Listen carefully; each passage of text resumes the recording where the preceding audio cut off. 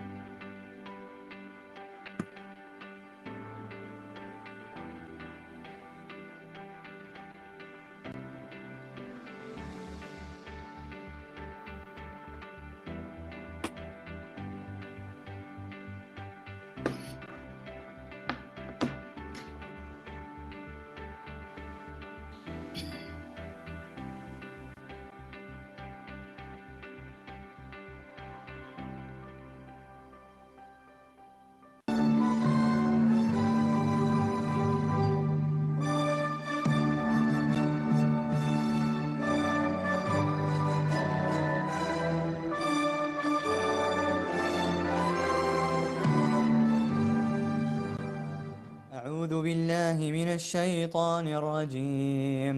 بسم الله الرحمن الرحيم. الرحمن علم القرآن، خلق الإنسان علمه البيان. الشمس والقمر بحسبان، والنجم والشجر يسجدان. والسماء رفعها ووضع الميزان، ألا تطغوا في الميزان، وأقيموا الوزن بالقسط ولا تخسروا الميزان. والأرض وضعها للأنام، فيها فاكهة والنخل ذات الأكمام، والحب ذو العصف والريحان. فبأي آلاء ربكما تكذبان؟ صدق الله العظيم.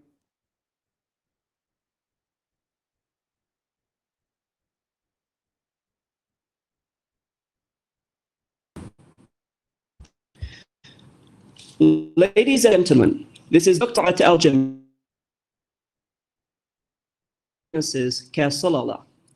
It is of an immense pleasure to all verbally at the outset of this year. Yes,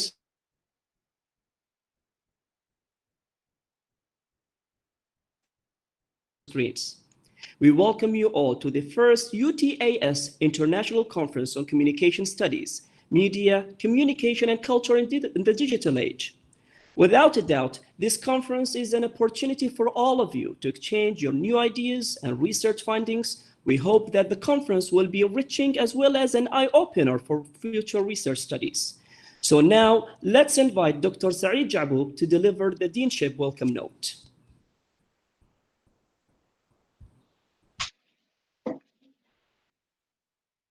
بسم الله الرحمن الرحيم. السلام عليكم ورحمة الله وبركاته. I would like to express my warm thanks and welcome to the honored guests, the participants, and the attendees of the first UTAS International Conference on Communication Studies, which is being organized by the University of Technology and Applied Sciences, Salalah. I'm honored that Utas-Salalah plays a pioneering role in initiating the first mass communication conference, which will set the scene for upcoming editions of the conference on other Utas' campuses. We were hoping to meet you face to face in the beautiful coastal city of Salalah to share your knowledge and research outputs, but due to the current circumstances of COVID-19 pandemic, this has not been possible. Fortunately, the availability of virtual platforms has provided the necessary input for hosting this conference from the comforts of our respective offices and homes. The conference objectives are derived from the Oman's 2040 vision framework and alongside portray and promote the core research aspirations of UTAS. The core aim is to ignite innovation and inquiry, which is the main input for any scientific study and exploration. The conference will without a doubt create a requisite ambience for discussion among scholars, academicians, media practitioners, and early career researchers, thereby acting as a common platform for the exchange of views and novel ideas touching various multidisciplinary perspectives and challenges. It will also work towards unveiling a newly enhanced methodological tools and theories, which will subsequently trigger further international academic collaborations among the researchers. In crystallizing the conference objectives, 7 themes will be featured and addressed in the sessions. We will together explore in the conference sessions the revolutionary and path-breaking developments in the field of media and its impact on the various facets of our lives, and also ponder over the question of as to how media has influenced the perception of the world by the society at large. Finally, I would like again to extend my heartfelt thanks to the keynote speakers, the participants for accepting our invitation and turning this conference into a reality. I would also like to extend my sincere thanks to the conference organizers for their initiative and untiring efforts. Last but not least, I wish you all a very productive, invigorating, and a successful conference. Assalamu alaikum wa rahmatullahi wa barakatuh. Thank you, Dr. Saeed. The conference hosts 2 renowned scholars to speak on the main conference themes. Dr. Ilham Alaji from Northwestern University in Qatar and Professor Dr. Hosni Nasr from Sultan Qaboos University in the Sultanate of Oman. We will have Dr. Alaji as the keynote speaker, and tomorrow Dr. Nasr will deliver his talk. Before we listen to Dr. Alaji's talk, let's go quickly through her bio information. Dr. Alaji is an associate professor at Northwestern University in Qatar in the program of journalism and strategic communication. She earned her PhD in communication science at the University of Montreal in 2006. She also worked as an associate professor at the American University of Sharjah in the UAE and as a lecturer at the University of Montreal in Canada. She was lead principal investigator on the Emirates Internet Project, which is a member of the World Internet Project, funded by the National Research Foundation in the UAE between 2009 and 2013. She was also a co-principal investigator in the media use in the Middle East Project, funded by Qatar Foundation. Her most recent publication is Advertising in MENA Goes Digital, which was published by Routledge in 2019. Dr. Alaji is a member of the editorial boards of the International Journal of Communication and the journal Internet Histories by Taylor and Francis. She also served as guest editor for the International Journal of Communication, published by the Annenberg School of Communication for 3 times on special topics.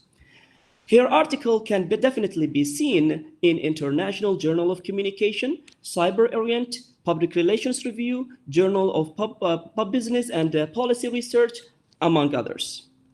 So now let's welcome Dr. Allaji to deliver her keynote speech entitled The Re-Articulation of Sociability in the Age of Platform Technologies.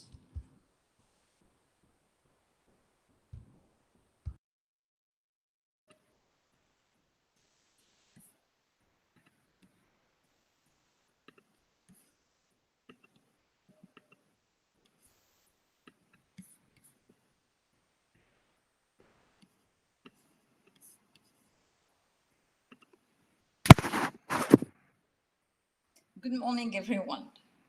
Can you hear me? Yes, we can. Okay, Yes, very yes, good. we are here. Okay, and you can see my slide opening, yeah? Just making sure before I start. Yes. Excellent, very good. So good morning, everyone. Thank you very much, Dr. Arafat, for the kind introduction. I am delighted to join you today for the first CAST conference. Thank you very much for the invitation, Dr. Arafat and committee members.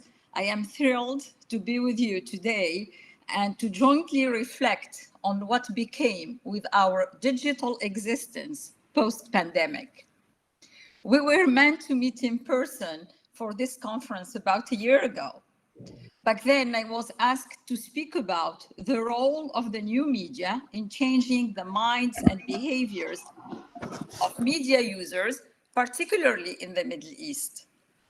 While new media is still the focus of this talk, the COVID-19 crisis introduced changes to the media ecosystem that we need to address.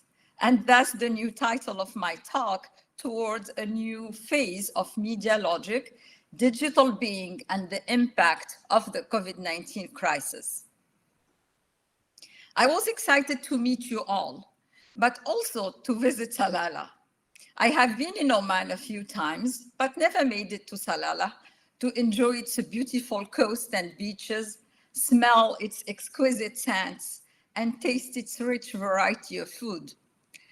As a forbearance, I watched pictures and videos on the web, Instagram, and YouTube. Then I felt like, okay, now I know the place and what it looks like, and I could even recognize it if I see other pictures, all from the composed imagination in my mind, constructed with the collection of imageries I have exposed myself to. But I have never experienced it, really. I mean, I didn't feel the frisky breeze of its air, the piercing water of its sea, or the tasty halwa in my mouth. While electronically discovering Salalah, I was on my screen in my home office, hopping on and off meetings with my students, administration, conference meetings, family connection time, news time, entertainment time, and other work and personal times that became blended all at once. These interwoven times, the mixture of professional, personal, entertainment, and play borders, are breaking up what has been the norm so far with separate professional and personal spaces and disrupting the media logic that we know of and which needs reconsideration at this point of time, as I will argue here. In this conference, we have the opportunity to think together about the new digital existence as reshaped by the pandemic. This existence that became overtly, at least in appearance, digitized, accelerated, and dichotomic between inclusive and exclusive. It is affecting each one's self and well-being, but also the well-being of our communities and impacting the economic, political, cultural, educational, and social life all at once. I invite you to join me in trying to understand what this new digital existence means and offers us, the community of researchers, educators, and learners in mass communication and media studies gathered here today and beyond.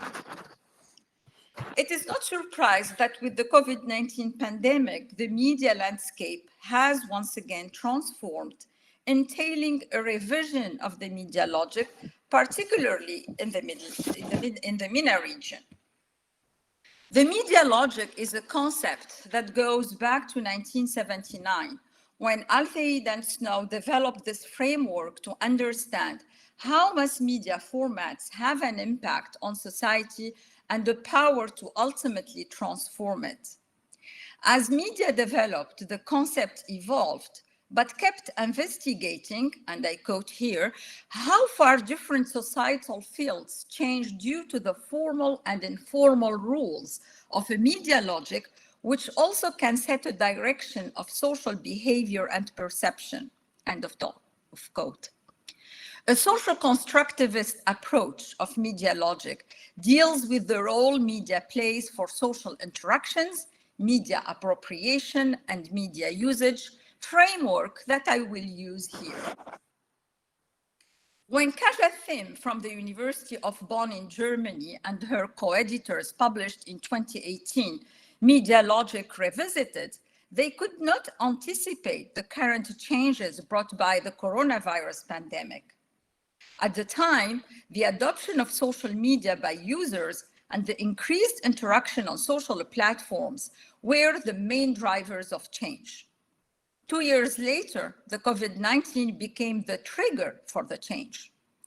Borrowing from Heidegger the concept of thrownness of the human condition, it is fair to say that we got thrown, and I quote, in a particular place at a particular historical point of time and among a particular group of people in utter uncertainty and with the inevitable task of making meaning, end of quote, of our new digital existence reshaped because of the pandemic.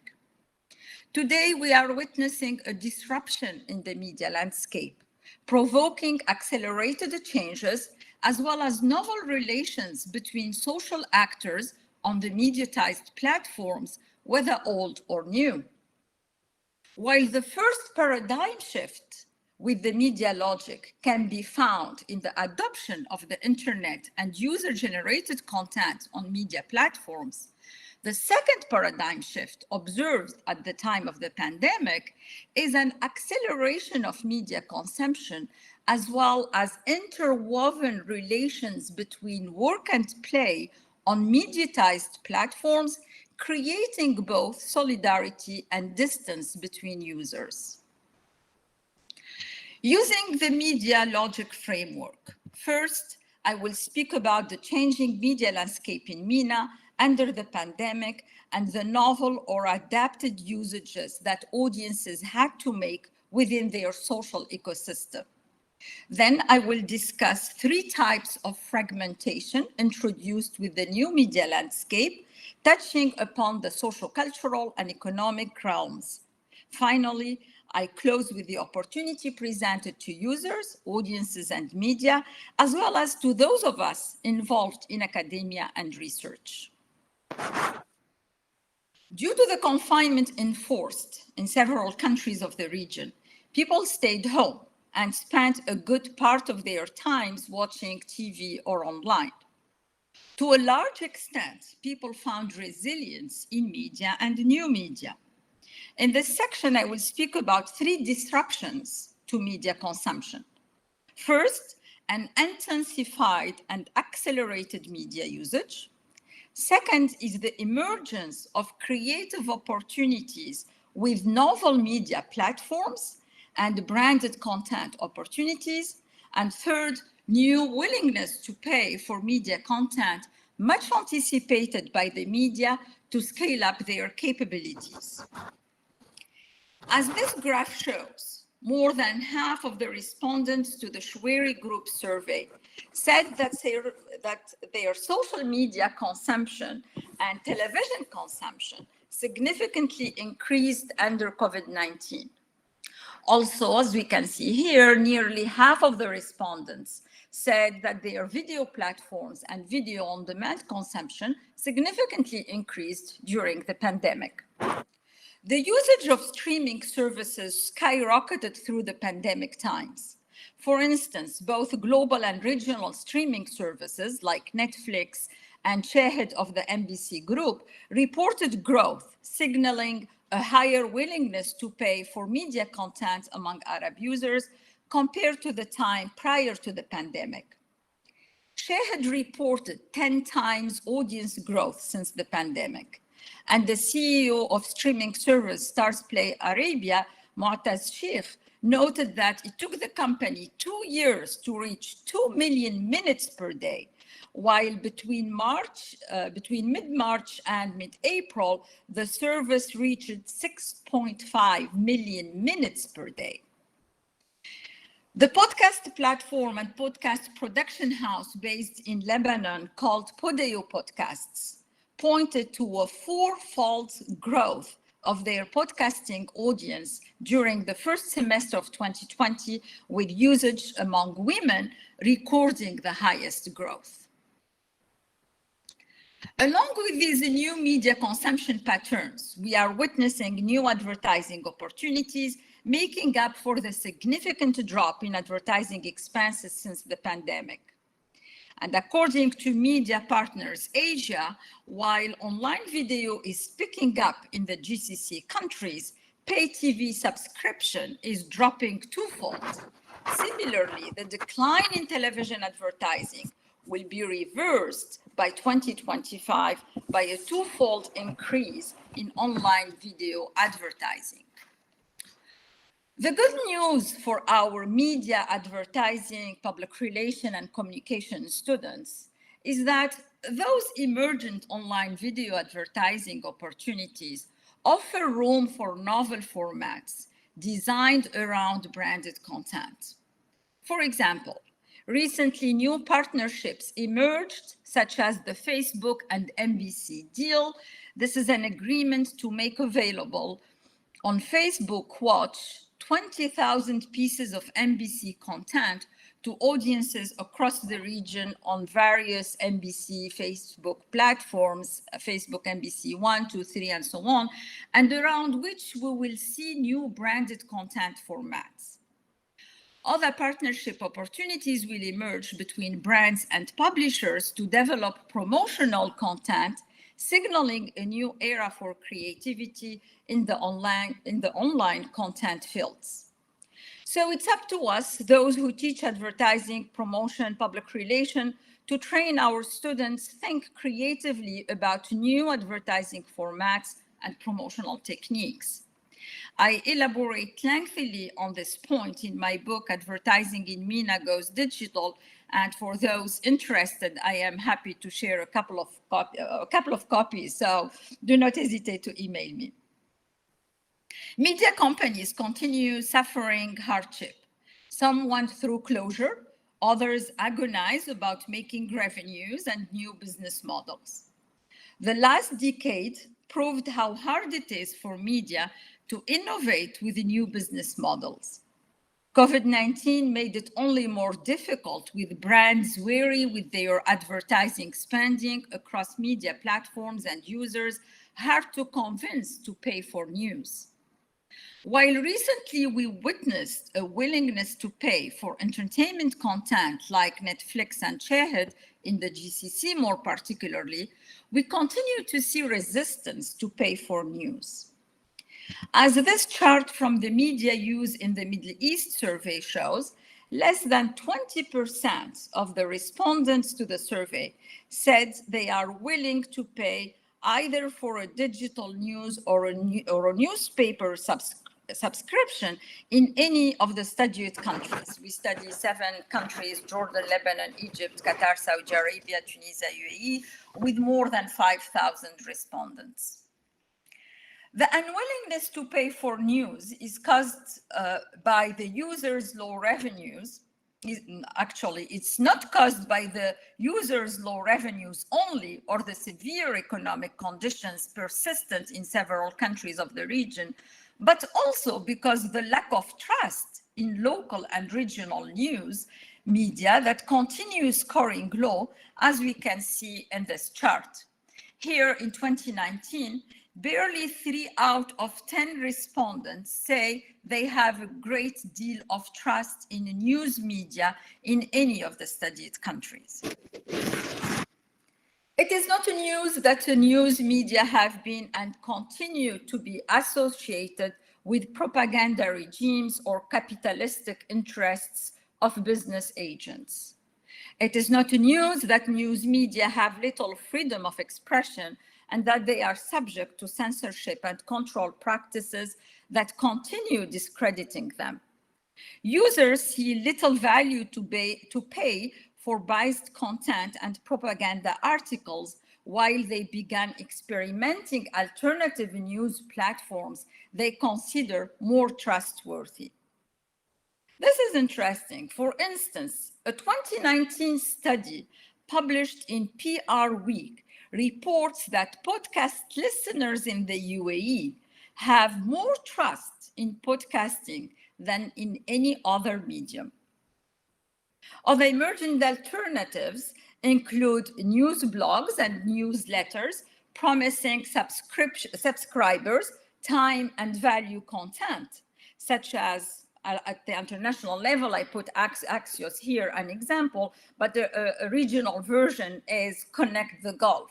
Connect the Gulf is a new newsletter published by a previous colleague of mine, teaching journalism at Northwestern, and published this new newsletter, in addition to different other digital, emerging digital extensions of offline channels and platforms that speak to a need for independent, focused, and trusted news and information in MENA. So, we are witnessing accelerated and digitized media consumption, driving transformed usage patterns and bringing about more fragmentation. According to Ryan and Utas-Iccs, fragmentation is the most used metaphor to describe industrial, post-industrial, and urban societies and the mechanism of change that they undertake. While the word is multidisciplinary, here I will use fragmentation to describe transformations occurring as a result of change in the media landscape. I will speak about three types of fragmentation driven by the new media landscape: the fragmentation of audiences, market fragmentation, and fragmentation as a result of the digital divide. Let's start with the fragmentation of audiences. We all agree that brands and media strive to build relationships with their audiences or consumers gathered around specific platforms. Building relationships and connecting with audiences became a major brand purpose. Channels facilitating such connections became fragmented, focused around certain topics and interests. One popular example of those platforms are influencers. The influencers deal with focused topic. They build fragmented audiences that find them credible sources for news and information. With data capabilities, we will only see more fragmented audiences on specialized channels and niche-based strategies already popular among striving emergent small brands. Along with the fragmentation of news audiences and the willingness to pay discussed earlier, it is believed that quality news will become luxury, affordable only to a limited group, those willing to pay for it as they dig deeper for information and look for quality news types compared to those happy with skimming through headlines. Another type of fragmentation, before discussing the implication of this, happens on the platforms themselves. As you know, Netflix applies fragmentation by genre, documentary, comedy, etc., but so is TikTok, which surprisingly enough led Netflix CEO to say that TikTok became a major competitor to Netflix. Wait a minute, how is TikTok competitor to Netflix? I mean, well, TikTok is both an information as well as an entertainment platform, and users can find a multitude of interests leading to the fragmentation of audiences. The younger generation, typically with shorter attention span, is finding relevance and affinity with TikTok that offers short and bite-sized formats of entertainment and information. the screen time users are spending on TikTok, Netflix is losing from its binge watching time. So what does this mean for us, the community for media and communication educators and researchers? Well, it means that we need to recognize, explore, and understand how media and brands consider their fragmented audiences, recognize diversity, and how they build relationships with them. More than ever at this critical time, media need to work with advertisers hand in hand to explore new creative opportunities, presenting value to the fragmented audiences from one hand, and that media can monetize on various platforms on the other hand. Now I'll talk about market fragmentation. Those brands that adapt quickly and tap on opportunities, and those not ready for the digital future. Since the beginning of the crisis, consumption patterns have changed either for products and services or for media usage patterns. Businesses that have reshaped, adapted, or recreated to answer the new customers' needs have gained competitive advantage compared to those inhibited by the transformations and waiting for the crisis to fade away.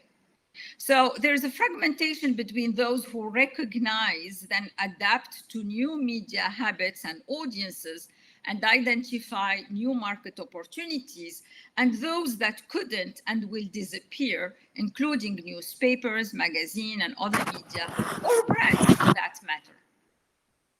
From an optimistic perspective, the new digital existence imposed and reinforced by the crisis has offered opportunities for development and innovation, leading to fragmentation between those that have been able to adapt and reinvent and those that couldn't, on standby, or have ended their businesses. Advertisers with a typical conservative attitude, refraining from spending on advertising expenditures during the crisis, lose momentum. In a co-authored article published by the Journal of Business and Policy Research, titled Downturn Times in the Arab Advertising Industry, Strategies for Survival, I argue that advertisers that keep promoting and maintaining brand presence in the minds of their consumers during the crisis win account advantages and may pick up their businesses at recovery easier than those brands that stopped advertising. For businesses, an impairing e-commerce factor has been online payment, with consumers reluctant to use their credit cards. Businesses that introduced alternatives to online payments and adapted to consumers' mindsets during the crisis have gained market advantages. Solutions like WhatsApp delivery and payment on delivery have been popular, particularly in the GCC countries, and encouraging consumers to proceed to online purchase, a new norm introduced and added to their digital existence. There are certainly additional types of fragmentation, but I want to end this section with the fragmentation between digital platforms and media that vehiculate conflicting interests and discourses about various topics, including, since the pandemic, wearing masks, staying home, or even more recently, getting the vaccine. Enabled by the development of the technology, misinformation has increased, not only in politics and for propaganda agendas, but also in health and nearly all kinds of content. Some news outlets tend to publish any kinds of content and increasingly pay little attention to authors. A recent example I want to share with you, with Operation I, dismantled by our colleague from HB Hamad bin Khalifa University, Mark Owen Jones and his collaborators, revealed that fake people are writing fake articles, and the technology may be used to create new identities used for publication purposes. For instance, this site, the website domain is thispersondoesnotexist.com, enables to create a photograph of a person that does not exist and that could be used to create social media accounts, have followers, and write fake articles that get published even in the most notorious media. And that's what the Arab Eye revealed, articles being written by such fake persons and published in the most notorious media from in the region, but also from the West. More than ever, students and academics, among others, have a shared responsibility to raise awareness about digital literacy and engage in making the digital existence a safer space, limiting disinformation and distorted news. Some may call this a digital literacy gap, one between those who are wary of fake news and their sources and sites, and those who are not. This gap adds to other kinds of digital gaps that I am about to discuss. The third type of fragmentation is a persistent access and usage gap. While some users have intensified their media usage, rendering their interactions to become digital first, let's not forget that yet the majority of people in MENA have no access to the internet and digital technologies. The digital gap is persistent, leaving millions out, especially those in the second and third clusters, as you can see here in this graph. Third clusters, Iraq, Syria, Sudan, Yemen, and second cluster, Palestine, Algeria, Tunisia, Jordan, and so on. The digital gap is persistent, not only for those who have or have not access to the internet, but also in terms of group age and gender, leading to the fact that internet usage in MENA is highly skewed towards young male. According to the International Telecommunication Union, when compared to other world regions, the gap between men and women with respect to the internet penetration rate is largest across Arab states and has been growing between 2013 and 2019. Another persistent digital gap in the region involves urban and rural areas connectivity, and that caused the divide, for instance, among students when education shifted online at the time of the crisis. Students in rural areas have had to walk miles to find a Wi-Fi spot to connect and pursue their online courses. But beyond education, several aspects of daily lives revolved around connectivity to be able to participate.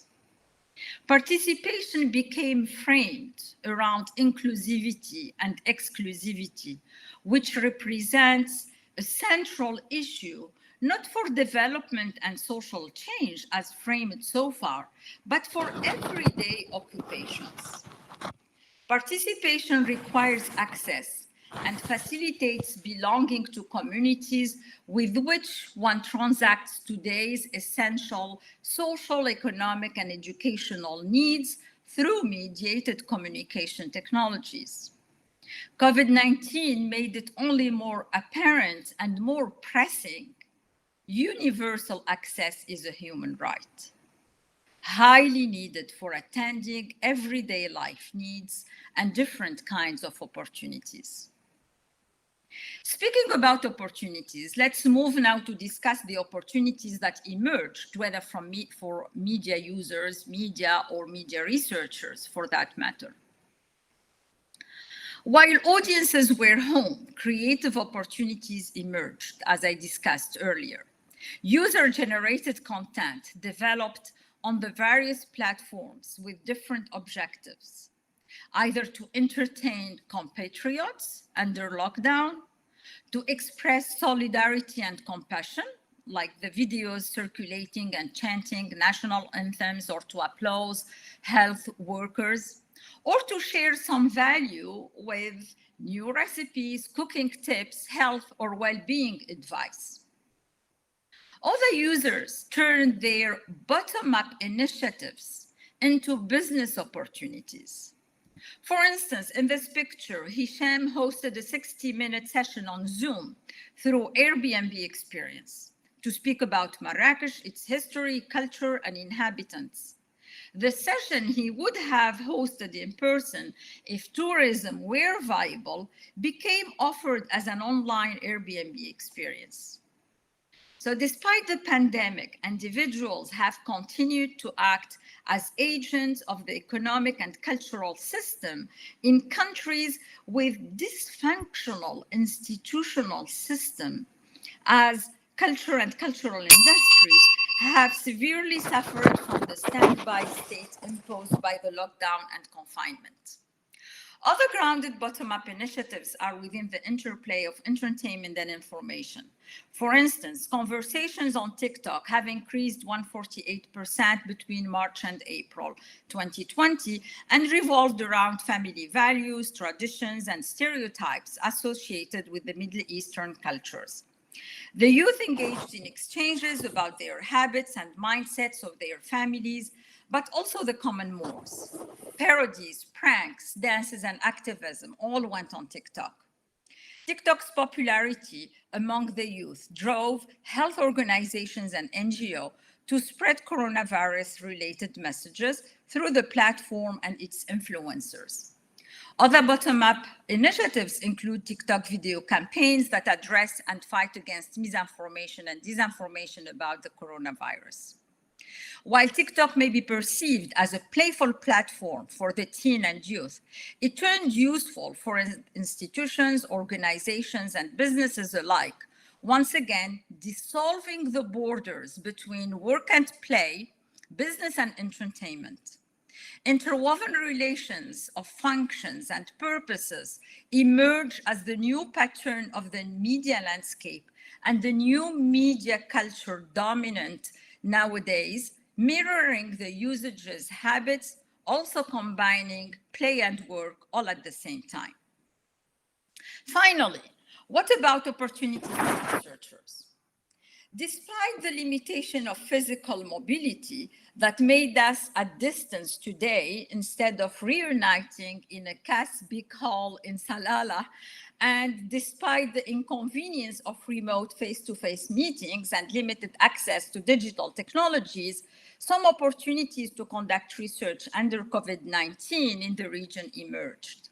Addressing gender gap one more time, the remote environment presents the advantage of being accessible to some women researchers who have not been able to travel without approval of their male guardians. Bear with me, I have 1 minute to go. It is also accessible to those in restricted zones like refugee camps and war zones and unable to move around. The commitment to further develop digitized content, either from libraries, schools, museums, or other sites, will enable access to secondary sources for researchers, wherever they are. Additionally, significant opportunities are offered to students and academics interested to attend online conferences, courses, webinars, and other intercultural remote events, mostly for free, and especially for the researchers who can't afford high costs of conferences or are in zones of limited access. Finally, collaboration opportunities between on-site and off-site researchers could address the travel limitation and increase interaction opportunities between researchers from diverse countries. It's worth adding, and I will finish here, that research and investigation are needed to study changes occurring during this time of crisis and identify for building cooperation through several programs. So I wanted just to say thank you all for listening, and I will stop here since the time is over. This is my email. Please feel free to reach out to me. Thank you very much. Well, thank you so much, Dr. Alaji, for this wonderful presentation. Indeed, your presentation was insightful and thought-provoking. So now we would like to open the space and the time, only 5 minutes, to ask your questions by raising your hand, but by clicking on the raise hand button, or by texting using the chat box. So we welcome your questions. Can you just turn off your screen, Dr. Alaji, please?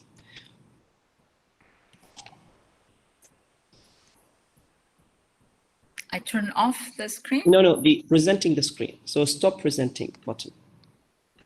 Okay. Okay. Okay, so any questions?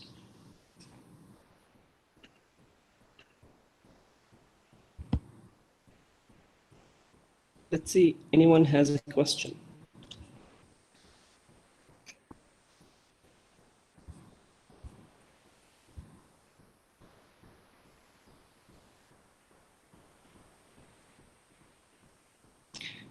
Anyone has a question to ask? Dr. Arafat, I think we'll give the space to the HODs of the mass communication departments or the program director, Dr. Vandana. This is more related to them. So guys, you're welcome if you have any questions. We are not specialized in communication anyway, so that's why we're not asking questions. So please just go ahead.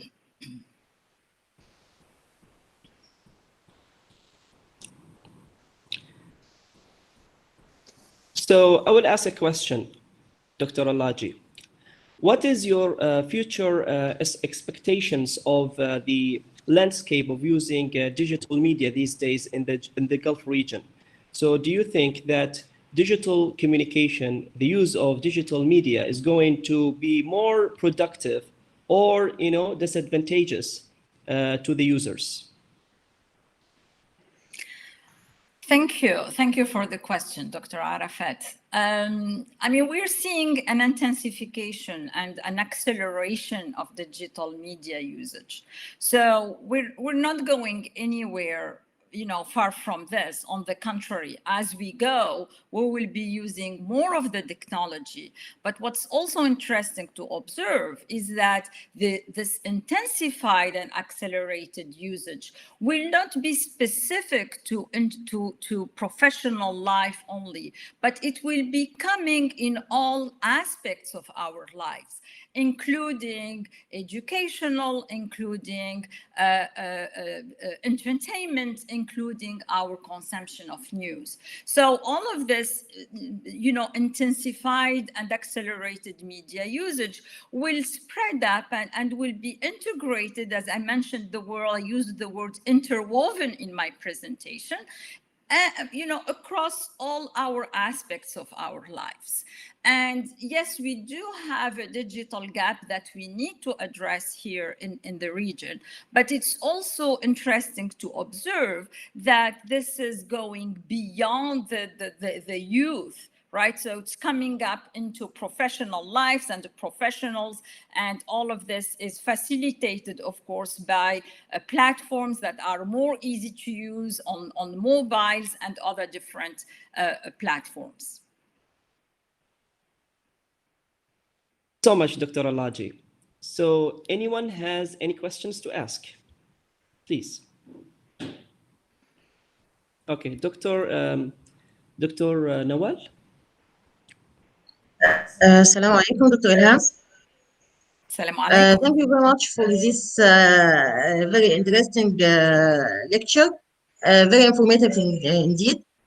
I want to ask about the future of advertising. Right now, we know that e-commerce and even the next session is going to be about new media and society, also the same topic. E-commerce now is emerging.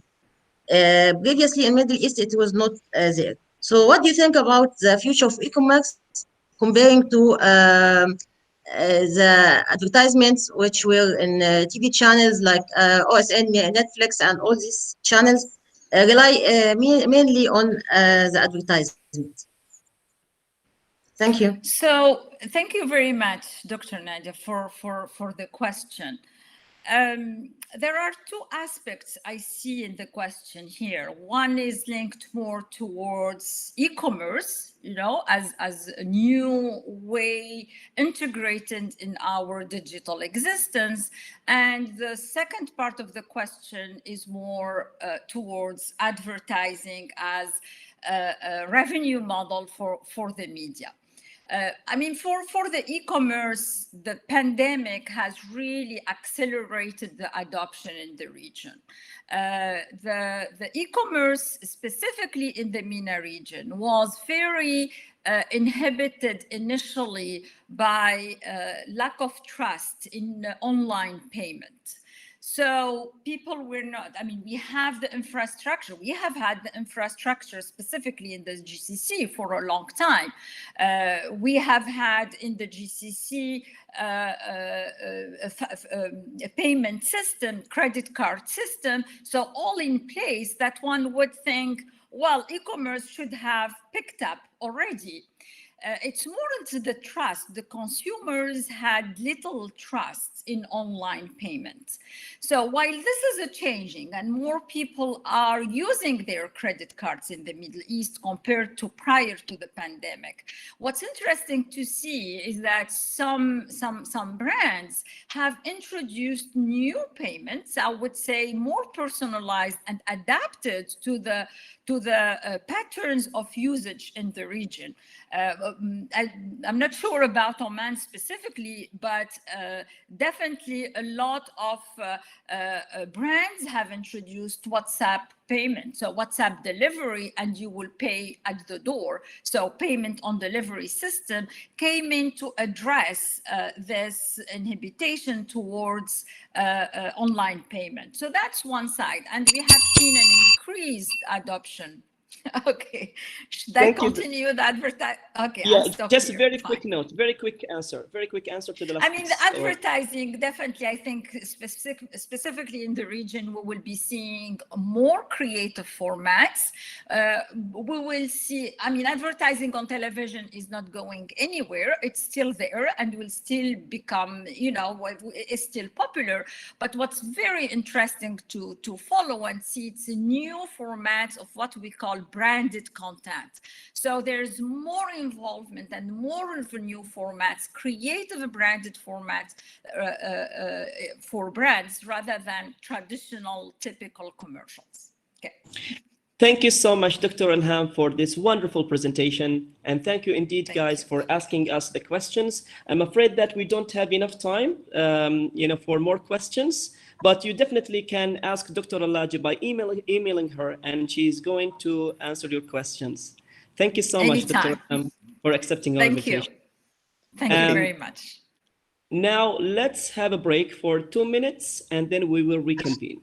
Just 1 second, Dr. Arafat. So, guys, thanks a lot, Doctor, for your presentation, the keynote speech. And I would like to thank everyone, all the participants and the attendees here, the virtual attendees in this call, especially my colleagues here, the deans who joined us from the deans of the other branches of UTAS, and also the colleagues from other colleges, from the mass communication departments. Thanks a lot, everyone. Inshallah, after the break, we will be continuing on the same link, inshallah. So thanks a lot all. Very much appreciated. Thank you. Thank you. Thank you. Thank you. Thank you so much. Thank you very much.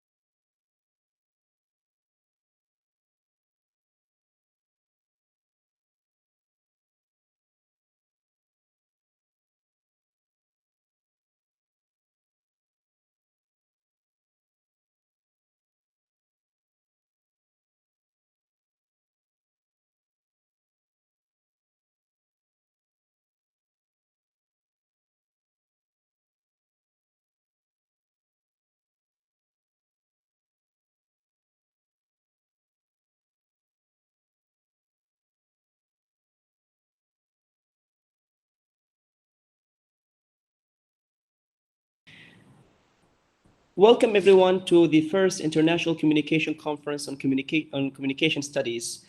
So we will start our first session on the theme of new media and society.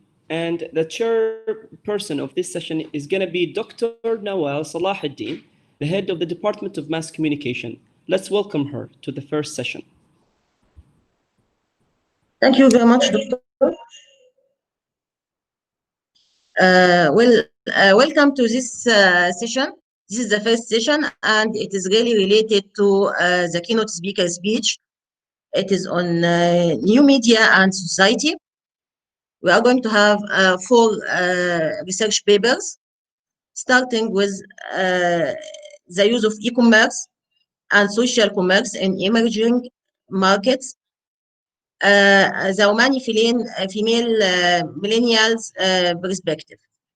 This paper is by Dr. Arafat Al-Jamil and Dr. Abdurraouf Ahmed Ismail, my colleagues from CAS Salala, College of Applied Sciences, University of Technology and Applied Science. So you are welcome to start, Doctor.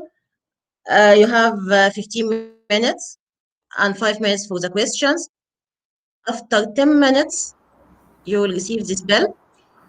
And after finishing the presentation, there is 5 minutes time for starting the questions.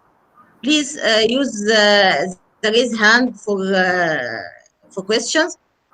And also at the end, we can have an open session if there is any time left. Thank you very much.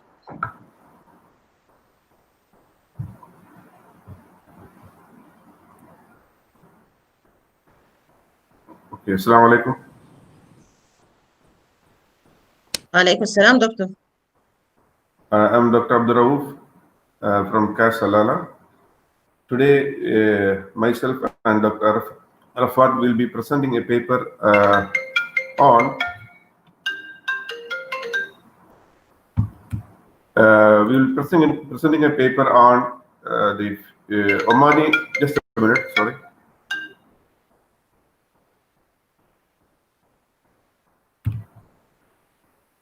Please continue. Can you hear me, Doctor? Yes, we can hear you. Yeah, okay. So we'll be presenting a paper on Omani female millennials' experience while they purchase online. And I will be sharing my slides here.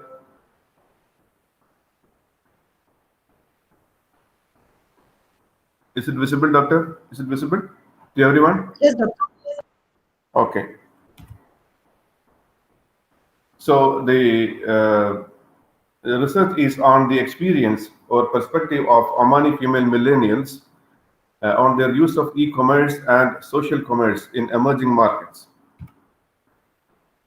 We all of us know that the rapid widespread of the internet across the world led to the emergence of e-commerce, which transformed brick and mortar shops into online stores. E-commerce is enhanced with the advent of Web 2 technologies, and which in turn made the user to be actively participating in all online activities, online shopping, because of its interactive capability, collaboration, and instantaneous feedback system, and the content reproduction capacity. This transformation, in turn, laid the foundation for social commerce.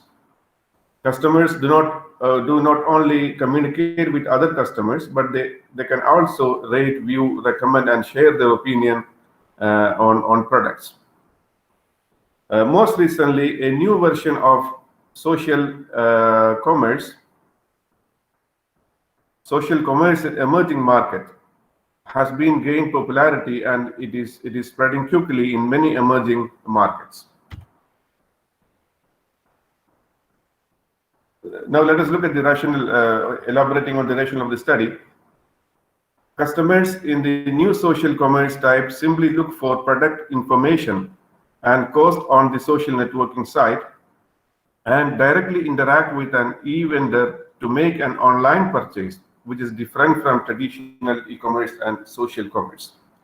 This social commerce strain has recently been examined in some emerging markets from the e-vendor's perspective, but it remains vastly underexplored in the literature, specifically from the customer's standpoint. Many existing studies examine the customer's perception of e-commerce in terms of its usefulness, ease of use and trust, service quality, and enjoyment. But no research study has thus far made an inquiry into the use of this social commerce variant by female customers in emerging markets and compared their experiences with those of e-commerce.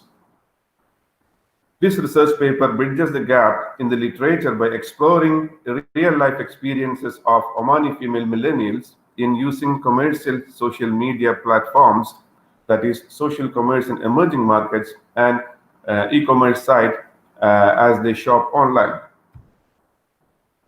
Coming to the research questions, we have 3 research questions here. What e-retailing variant, that is e-commerce or social commerce in emerging markets, do Omani female millennials choose to use for online shopping? The second question is, why do Omani female millennials choose to use one e-retailing variant over the other? And the third one, how do Omani female millennials assess their personal experience in using both e-retailing variants? Let us look at the e-commerce background in Oman. Oman's ranking is among the top 100 countries on B2C e-commerce index, taking the 59th position. The reason for using e-commerce are its perceived ease of use, good customer services, and affordability of the product, while issuing such as security concerns, having an impersonated shopping experiences and failure to touch or see the products with the naked eye are among the factors that affect their buying patterns. In Oman, the popular e-commerce websites are Amazon, eBay, AliExpress, and Namshi, etc.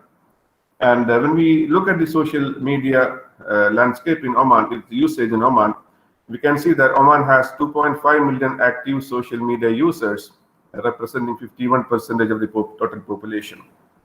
And according to the National Center for Statistics and Information, women spend more time than men do, averaging 7 hours a day, as compared to 5 hours a day spent by males.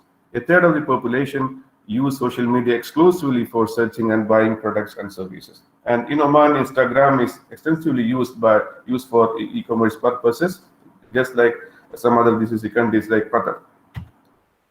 And our theoretical framework for this study is the technology acceptance model, or TAM. It is used to examine the influence of 2 important determinants: perceived usefulness and ease of use. Perceived usefulness refers to the extent to which an individual's belief that the adoption of a particular technology would yield a better job performance, while perceived ease of use points to the level of individual's belief that using a particular technology would be free of difficulty or effortless, both physically and mentally. Other social constraints, including ease of use, trust, service quality, and web design, are also considered for our study. Now, I will request Dr. Arafat to talk about its methodology and findings. Thank you so much, Dr. Abdurraouf, for initiating the presentation. The methodology of this study is qualitative. We obtained the data from 20 female university students aged 20 to 25. We had in-depth interviews with them. We used snowballing sampling to recruit them, and the students were interviewed for almost an hour.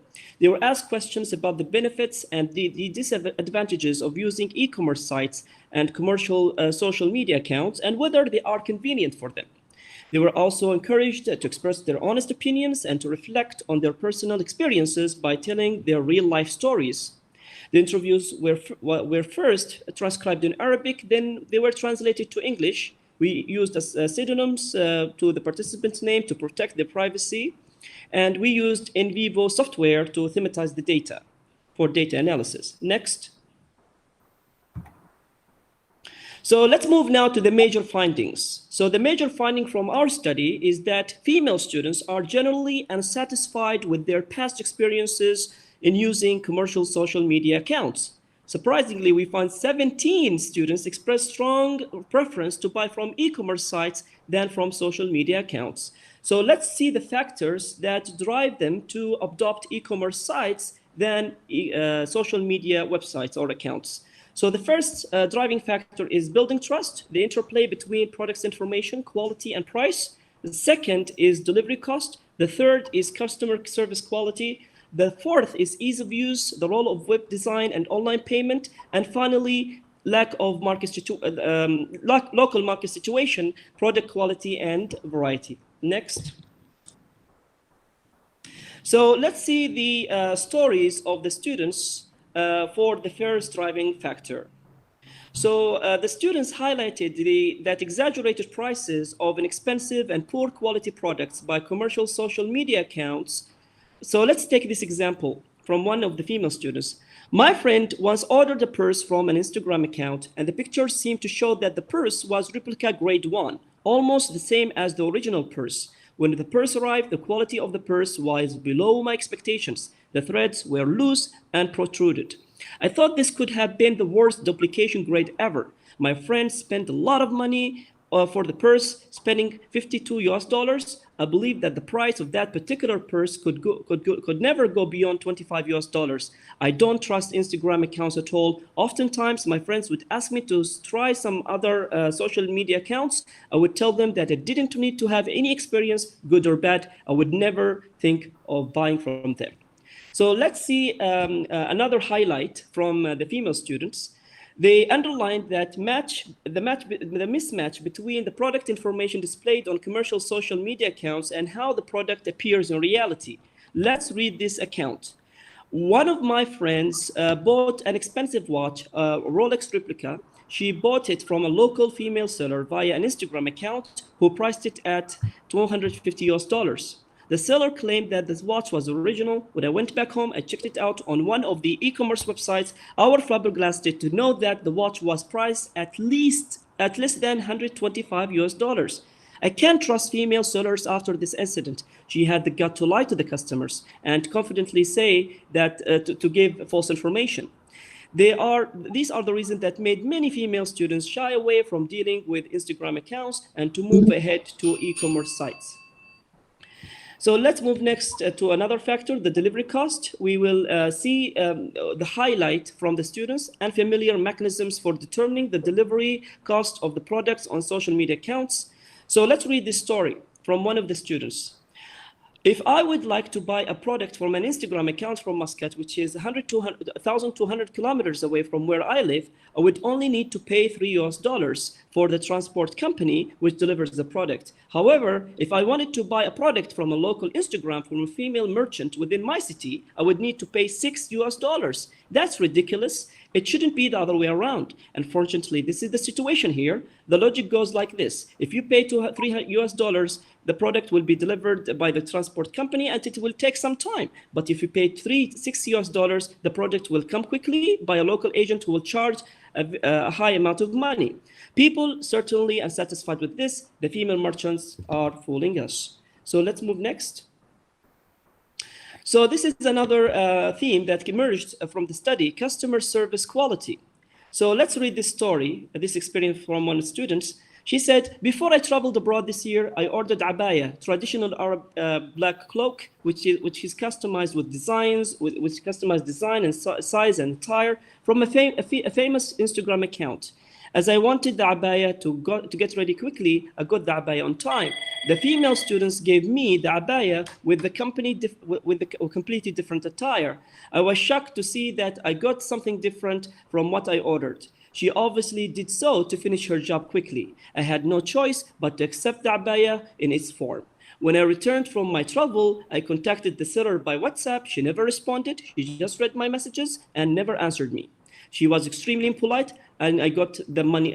She got the money after all, and that's the end of the story. So that is an experience with that theme.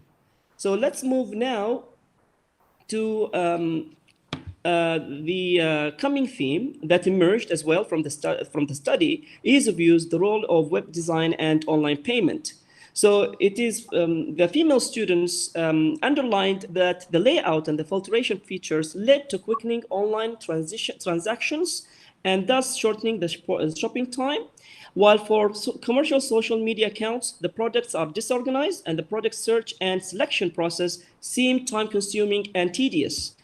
But for e-commerce, in terms of like online payment, there is ease of payment method determines their preferences. Let's read this story quickly. I will. It will take me much time when you make an order via social media accounts. As for Instagram commercial accounts, you first need to copy the contact number of the seller from the bio information of the seller's account. Then you need to take a picture of the product you desire to buy. After that, you communicate with the seller by texting her by WhatsApp. I always need to inform the female merchant by name, my contact information, bank account, etc. They simply do not have a storing system. Things are done at random. On the other hand, things are a lot easier on e-commerce sites. With a click of a button on the search items, let's say a shirt, you will be given many different colors and sizes to choose. If my name was registered, then it is saved on the site. Thus, I do not need to re-enter my contact information and my bank account each time I log in. They are much more comfortable, time-free, and eye-friendly. Let's move next. Next. Okay, so the last theme is the local market situation, product quality and variety. So this is a story where it shows that the local market is uncompetitive in terms of offering a wide variety of products of high quality. This is a story from one of the female students. She said, I prefer to use e-commerce websites more often than social media accounts for many reasons. In terms of quality, they provide the customers with high quality products, which is not always guaranteed on social media accounts. Here in my city, we do not have many shopping shops offer a wide range of variety of clothes and shoes for women. Even when it comes to the makeup, which is essential for every woman, we don't have good shops that can cater to our needs. We cannot afford to travel abroad. The local market doesn't have these kind of items. We have two main big shops, Centerpoint and Masks, and nothing else. Even for male clothes, it is really difficult to do that. So let's move next. So in conclusion, we can tell from the study results that e-commerce is the most preferred e-retailing variant in comparison to social media accounts. And we found that trust plays a major part, delivery costs, professionalism, customer service quality, and ease of use and product variety and quality are found to be very important for this study. So thank you so much, guys, for listening. If you need more information, you can contact us. Thank you very much, Dr. Arafat and Dr. Abdul. This was a very interesting study regarding our social experience with e-commerce in Romanian society. Now we can move to the second paper. It is exploring cyberbullying in Instagram among young users. Sorry, Doctor. We need to start the questions session. I'm sorry. Do you have any questions? You may raise your hand.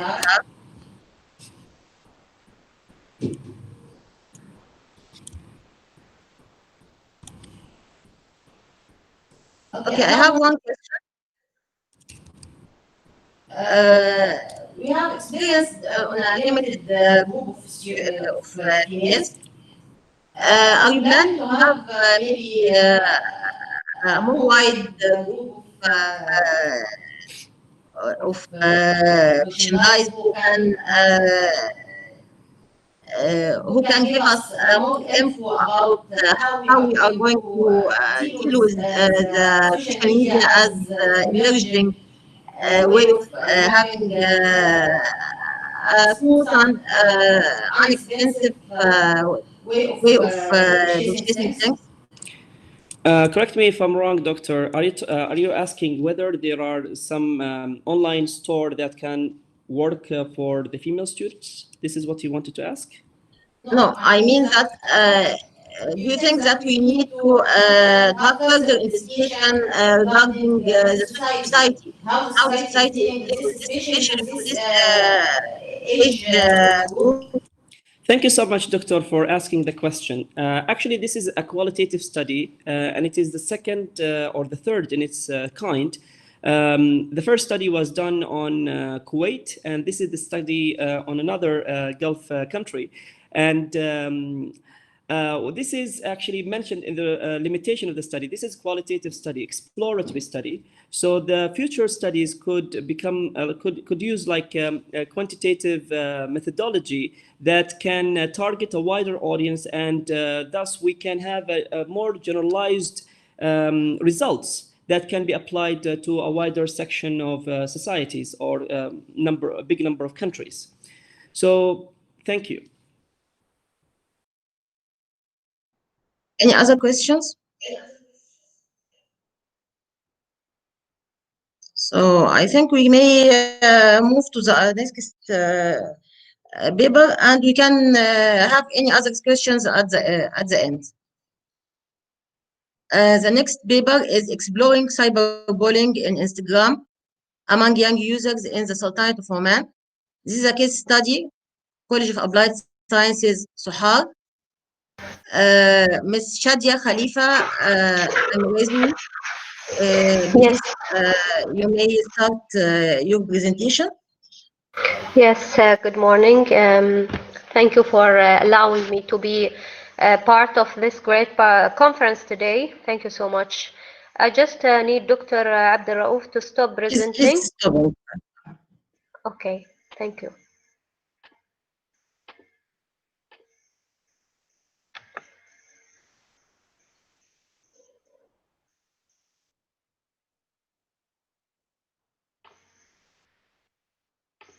So we can see your presentation. Yes. All right. So it's an honor to be part of this conference again. Thank you so much for allowing me and giving me this chance. My paper title is Exploring Cyberbullying on Instagram Among Youth Users in the Sultanate of Oman. I will be handling a case study which was conducted in the University of Technology and Applied Sciences, Sohar branch. And yeah, let us start. So this is my outline. I will take you through the introduction, then literature review. After that, the research design. Then I will offer you some results and limitations and recommendations for our next paper. Then the conclusion. So most of you actually know that Instagram is a social network platform that allows users to post personal or public photos and videos. It's up actually to the users if they want to decide that their account is going to be personal, private, or public. So the ability of Instagram users to comment on others' accounts has led to a serious issue, which is cyberbullying. And this is actually what I'm going to discuss today, is this feature, the ability of users to comment on others' accounts. So in Oman, actually the phenomenon is current, cyberbullying on Instagram. It's really current, and unfortunately I couldn't find much research to support my research here. Omani sources. I couldn't find Omani sources offering research or data on this area. However, there are the debate on this subject has been taking place on some Western websites. So the key idea that Instagram is a social network tool that has led to cyberbullying among Omani youth, and that's what the research is aimed to prove. So this research actually is like a first step to investigate the phenomenon. As I told you, it's really current, and I couldn't find much research on this area. And so I want to investigate this phenomenon among Omani youth, and I will focus on one application, which is Instagram. Before that, let us first understand what is the meaning of cyberbullying. Cyberbullying actually is a form of cyber aggression that is more restrictively defined as, according to Kowalski, it is an intentional aggression that is repeatedly carried out in an electronic context against a person who cannot easily defend him or herself. Sure, the poor person will be behind screens and he cannot defend him or herself when a person is posting some harmful comments. And that is what we are going to go through in detail later. To support my research here, I'm bringing you this example. In Australia, the problem went deeper, and they are re-examining the cyberbullying laws because actually there was such serious problem there in Australia that even 9 suicide cases have been linked with cyberbullying, if you can believe. So cyberbullying actually involves 3 main features, which are an act of online aggression, sure, since it is an online context, so the aggression will be online. So it is an act in an online context. An imbalance of power between the individuals involved. This is what I was talking about, that the person will be behind screens and he thinks that he have this power to harm other people and to write comments and to post harmful and mean words. And the other person who is being bullied, he cannot do anything, he cannot defend himself. This is based actually on each person's character and personality. Some people cannot defend themselves, and here we are talking about these people. It is repeated over time, this behavior. I mean, the bullied people, they are repeating this over and over again. It's part of their characters, it's part of their personalities, to log into their accounts and start posting comments which are harming other people. According to Selva et al., cyberbullying in Instagram can happen in different ways. These are the ways that Instagram can be found cyberbullying, like posting a humiliating image of someone else by perhaps editing the image using, for example, Photoshop and other apps to edit the picture and post it. Posting mean or hateful comments, despicable words and mean comments. This is what I'm talking today about, is to post mean and hateful comments. And another way is to post aggressive captions or hashtags or creating fake profiles pretending to be someone else. So the last feature about commenting and writing hateful comments, as I said, this is going to be my focus in this research. So this application features such as posting photos, videos, live personal stories had led to the emergence of some human ethical issues across the world. Sure, according to BBC, there was this research that proved that social media is making youngsters more anxious. Actually, the paper suggests, and I like this quotation from the research, actually I really liked it, and it's saying that Instagram is becoming the vehicle most used for mean comments. The literature review of my research here is that cyberbullying is generally understood as intentional. The person who is being cyberbullied, who is cyberbullying other people, he had this intention, and it is repeated behavior performed through electronic media for the purpose of harming others. The hypothesis is that Instagram cyberbullying is a growing phenomenon among youth users in the Sultanate of Oman. The paper will support this claim by analyzing a case study that will be conducted among University of Technology and Applied Sciences, Sohar students. A questionnaire, actually, I used a questionnaire to find out the results and to get the results to support my claim, my hypothesis. So coming to the results here, in question number 9, actually, it was asking about students to write reasons that may lead to cyberbullying across youngsters.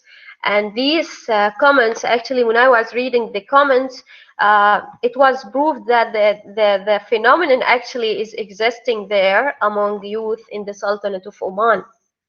Students are admitting that they have witnessed some cases where youth users comments in harmful way.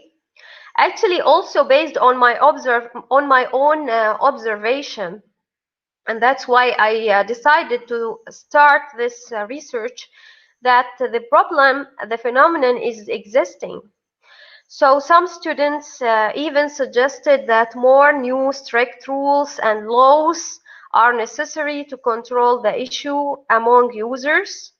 So actually, regarding this comment, the current Omani laws are guaranteeing the rights of users to report harmful comments, but the issue is still there, unfortunately. 40% of students say that they are commenting freely on Instagram, and 60% of them they don't. Also, 40% of the students wrote that they think before posting any comment. 30% they said rarely, 20% often, and 10 never. Thinking before. So I was asking myself, actually, commenting freely on Instagram, writing what? So as I told you, this is just a first step to find out about the phenomenon, since there are no much research on this area, to find out if the phenomenon is there existing in the Sultanate of Oman. So here are some recommendations for next paper. The paper results actually showed that participants, I was really a little bit confused, because the students, they said they didn't experience cyberbullying, but they have witnessed the cyberbullying. So they have witnessed some cases, actually. So most of the students who were part of this study were female. Back in that year, most of the participants who participated in this in my study, they were female. And I found this to support my claim, thinking that some empirical studies have found that in cyberspace, boys are more involved in bullying more than girls. So maybe that was the reason. And another recommendation is that distributing an online questionnaire among youth in the Sultanate of Oman on different social media websites, such as Twitter, Facebook, and Instagram, to find out more about this topic, because it's really a current phenomenon. And as I told, it's no much research and no much data on this side. A cooperation between the researcher and other academic institutions may help in investigating the phenomenon among youth users, since I want to investigate the phenomenon among youth. So I'm thinking of cooperation between me and other academic institutions in the near future. This was only a first step, trying to understand the reasons of such behavior among Omani youth. And this will be in the coming future, or in the near future, we will try to understand the reasons of such behavior. So my research was like a first step. I was like, I want to know is the phenomenon there? Is it existing here in the Sultanate of Oman? Then the second step will be like clarifying why, the reasons of such behavior among youth. So in conclusion, the anticipations of communication experts have been showing that social media applications actually are changing humans' virtual relations and interactions in the past few years, and also in the future, it is affecting the interactions among people. However, as I told in my recommendations, I'm really interested in searching more among youth users and finding because actually more youth users are using these and such applications, and it can be done actually in other on other applications like exploring the cyberbullying on other applications.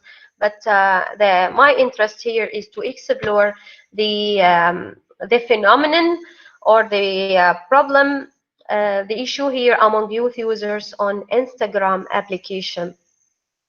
So thank you so much for giving me this chance again, and thank you for your attention. Thank you, Ms. Shadia. Yes. Thank you very much at the beginning for sticking to the time. The paper is very interesting. I was thinking while you are presenting, what about other platforms? And you have already said that you are going to investigate about other platforms.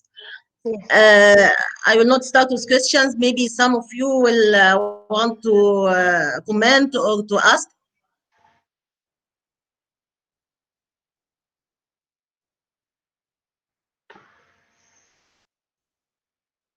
Yes.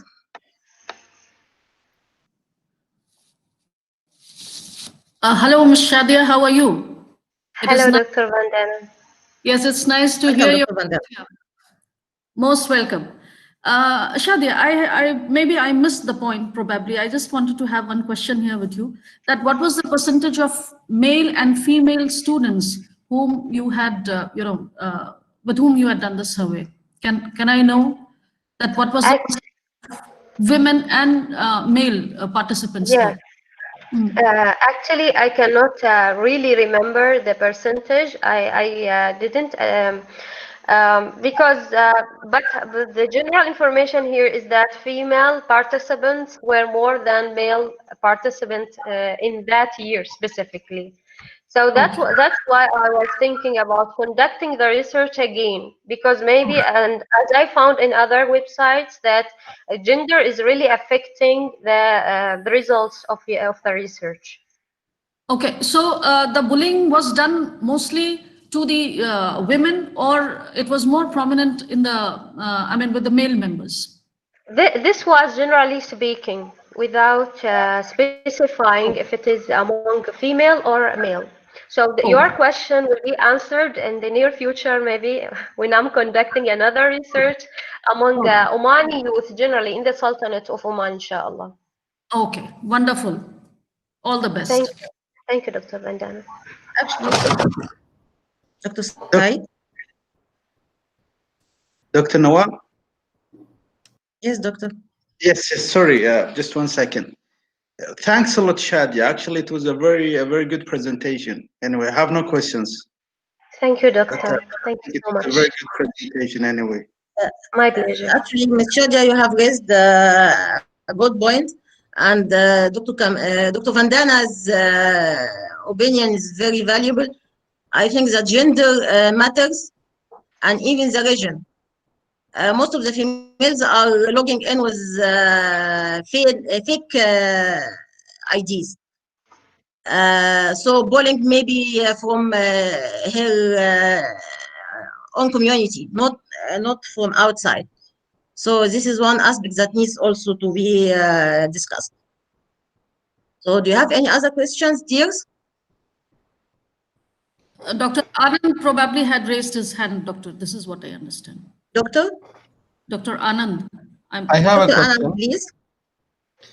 I am Dr. Anand Lenin. Formerly, I was with College of Applied Science, Nizwa. Presently, I was with the Pondicherry Central University, India.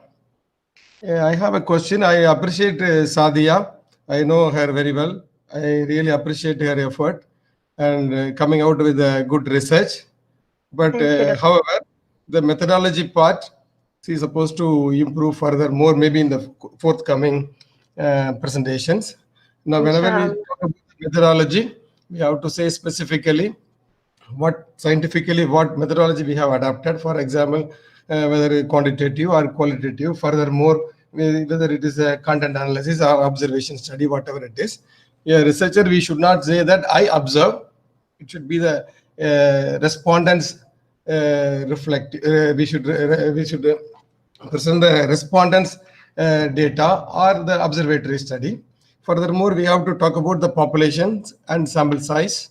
Maybe this is not criticism. Maybe in course of time, in forthcoming research, you should come out with this. It will be very useful for everyone. I really appreciate Sadia for coming and presenting the things. Thank you all. Thank you, Dr. Anand. And this is what I was saying, that in the near future, inshallah, the research will be using the other methodology, as you mentioned. More details will be there. Thank you, Doctor. Welcome. Thank you, Dr. Anand. Thank you very much, Ms. Shadia. Should we go to the next paper? The role of using social media platforms by public schools in Oman, by Ms. Fatma Al-Ajmi and Ms. Tahani Al-Abri. They are both from Sohal and Nizwa. Welcome, my colleagues.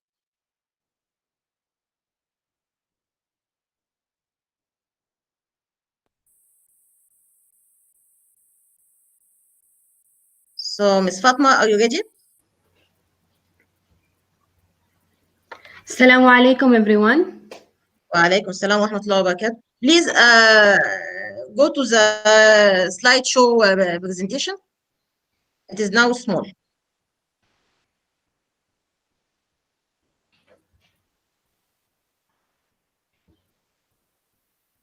Thank you. Good morning, everyone, and thank you for giving us this chance to be part of the first Utas International Conference. This paper will be presented. It's actually done by me and Ms. Tahani from College of Applied Sciences in Nizwa. It's about the role of using social media platforms by public schools in Oman. To say it frankly, in the beginning, we were hesitating to conduct this type of research. But since we start having the pandemic, which is COVID-19, I think it will be more convenient to conduct such studies, especially in the Omani community. So as we all can see, social media is actually considered the most effective tool of communication nowadays. Since the social media user numbers in Oman is up by over 600,000 since 2017, and this was according to a research from social media management platform Husud. So we can see that different organizations are using the social media platforms to reach their audience, and social media tools have transform the traditional norms of civic engagement. These previous forms of engagement, which were depending on using, for example, the traditional media, newspapers, radio, television, social media tools have increased citizen connectivity by offering new opportunities and means for interacting with government. As a result, now, as we can all see, governments are now expected to professionalize and regulate their interaction with citizens in social media environment. And this is what is happening now during COVID-19 pandemic. So our research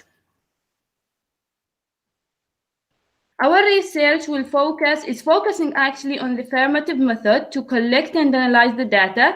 Basically, it is about conducting a research on how using the social media by public schools is increasing the students' performance and their knowledge, as well as providing some suggestions for effective ways that would help the schools to sufficiently use applicable social media platforms, which is going to enhance the students' life by providing the needs of the study environment. For example, the virtual environment where the student can explore, where they can discover, and it might help them to exchange information quickly and creatively.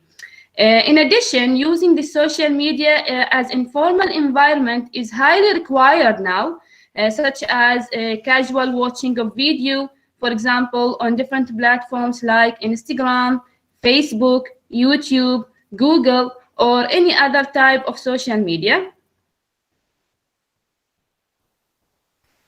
So our theoretical framework.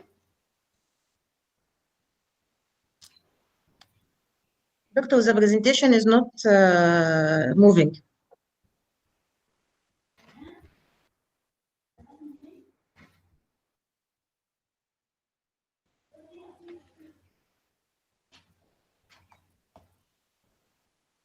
How about now, Doctor?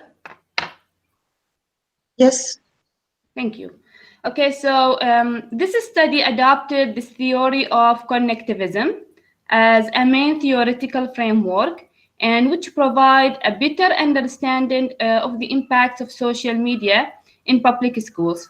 Connectivism is an approach which was introduced by Samuels and Downs.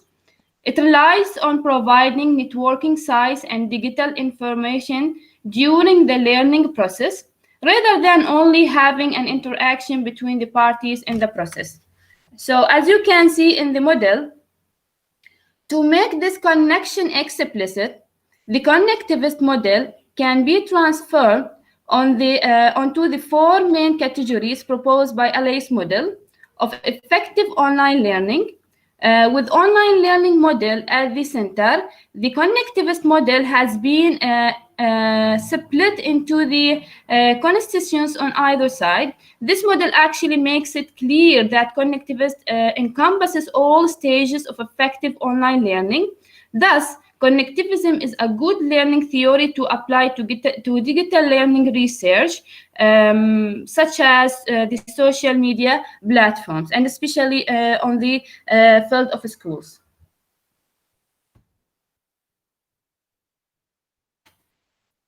In collecting data,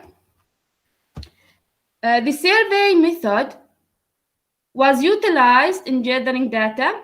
We use an online questionnaire. It was structured so that the results could yield insights into social media integrations in educational setting. We formulate the questions so we can cover 3 topics. Fatima, please move to the other slide. Okay. Okay, so we clustered the questions to cover three main topics. The first one is teachers' social media beliefs, and the second one, teachers' social media behavior, and the last one is teachers' awareness of social media. The questionnaire was actually distributed to different 3 schools in North Al-Batna, and we get responses of over like 26 teachers, and 73.1 of them were female and 26.9 were male teachers. So the first one, or the first section, was actually about teachers' beliefs. So here the teachers were asked about their point of view of involving social media in schools.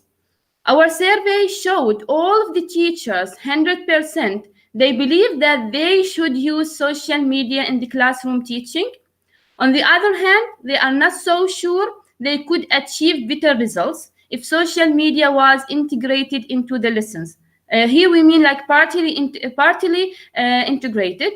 Some of the teachers stated when asked about achieving better results, either maybe or no. Most of them believe that there is a correlation between the development of the interest of children and youth and the websites of social media subjects viewed. So here we can see like we use actually to present the information, the pie chart. And these are the questions that have been prepared for the teachers.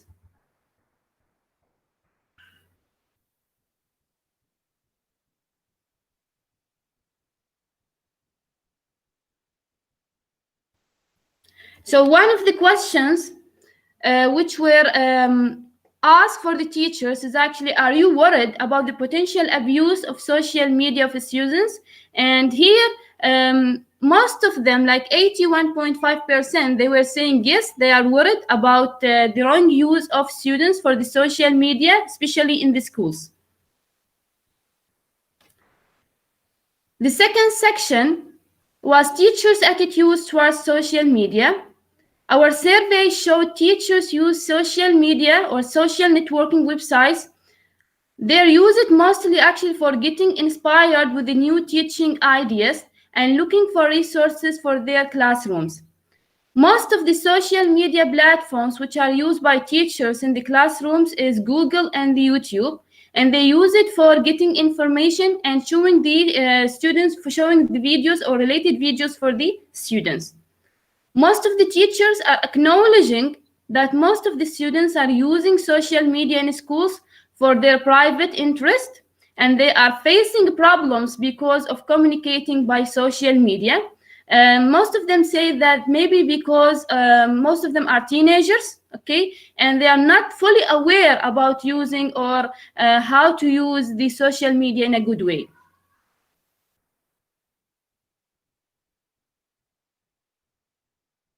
So these were the types of questions and the choices that were given for the teachers. The last section in our study is teachers' awareness about social media in classroom. So somehow the results were actually something that we were not expecting. The results shows that teachers are not fully aware about using the social media in classrooms. 55.6% don't think that it is the best way to stay in touch with students. And most of them were saying that they are not comfortable when using the social media, especially during the pandemic. Therefore, most of them are agree that they should use social media such as YouTube videos or blogs or Facebook or even the Instagram in the classroom teaching activities. 77.8% of teachers are not fully aware of the security of personal data stored in social media portals, and this is actually not good for the teachers, and we will see in the recommendations what we are advising most of the administrations in the schools. So these were the questions which were provided for the teachers. Here are some of our recommendations. Teachers should take steps to ensure successful adoption of social media usage in the classroom, because we noticed that most of the teachers, they got used for using the traditional ways in the teaching or the traditional methods. Okay, so they feel more comfortable with these ways, and they don't have like the desire to go for using new technologies or even new ways of teaching. The second thing, each teacher should provide the best practices and guidelines that can help set appropriate expectations for using social media in teaching and learning, and this is a necessity actually. Number 3, use Instagram as a tool for marketing to new students by showing the students activities and hobbies. And we found that most of the schools that we were investigating in North Al-Batin are actually using the Instagram to have like an account for their schools and to present the activity of the school or even the activities of their students. Use a Facebook page to keep everyone in the loop, teachers, graduate students, current students, and even the parents, and which is more important, where everyone can share ideas or even opinions and be like aware about the educational system or the educational process in the school. Go for live events by shooting any school events online using, for example, the Instagram, for example, the YouTube, and we got like a few number of schools which are actually having YouTube channels where they can present the activities of their schools. So it will be like visible for everyone, okay, and it will be like actually promoting for the schools itself, and on the other hand, it will encourage the students to give more. Use Pinterest as a resource for digital poster boards for projects, especially for arts lessons.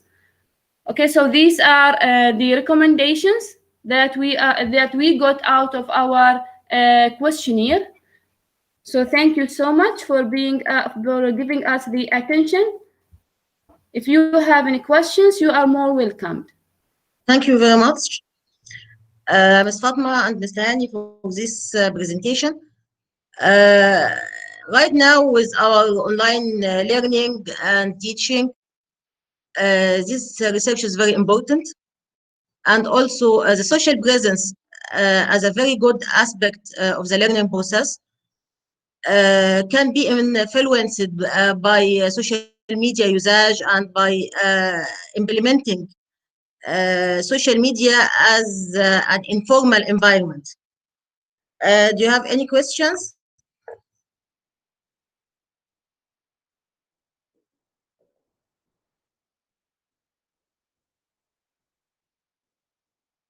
Thank you again, Ms. Fatma and Ms. Hani.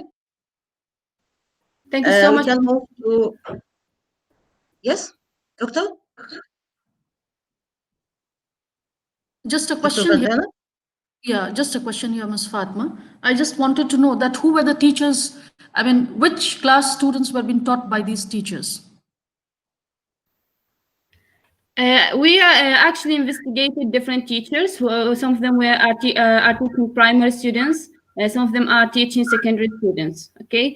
Because as you can see now, the social media platforms are actually used by different teachers in different schools for different students, let's say stages, okay? So for primary students, primary class students also, they have been using social media? Yeah, yeah. Okay. Fine. Okay, Doctor, thank you. Thank you very much. We may move to the last presentation in our session. This is news media and public health. Twitter as a channel of public health emergency communication by Mr. Fagis Joshua and Mr. Anand Leonard.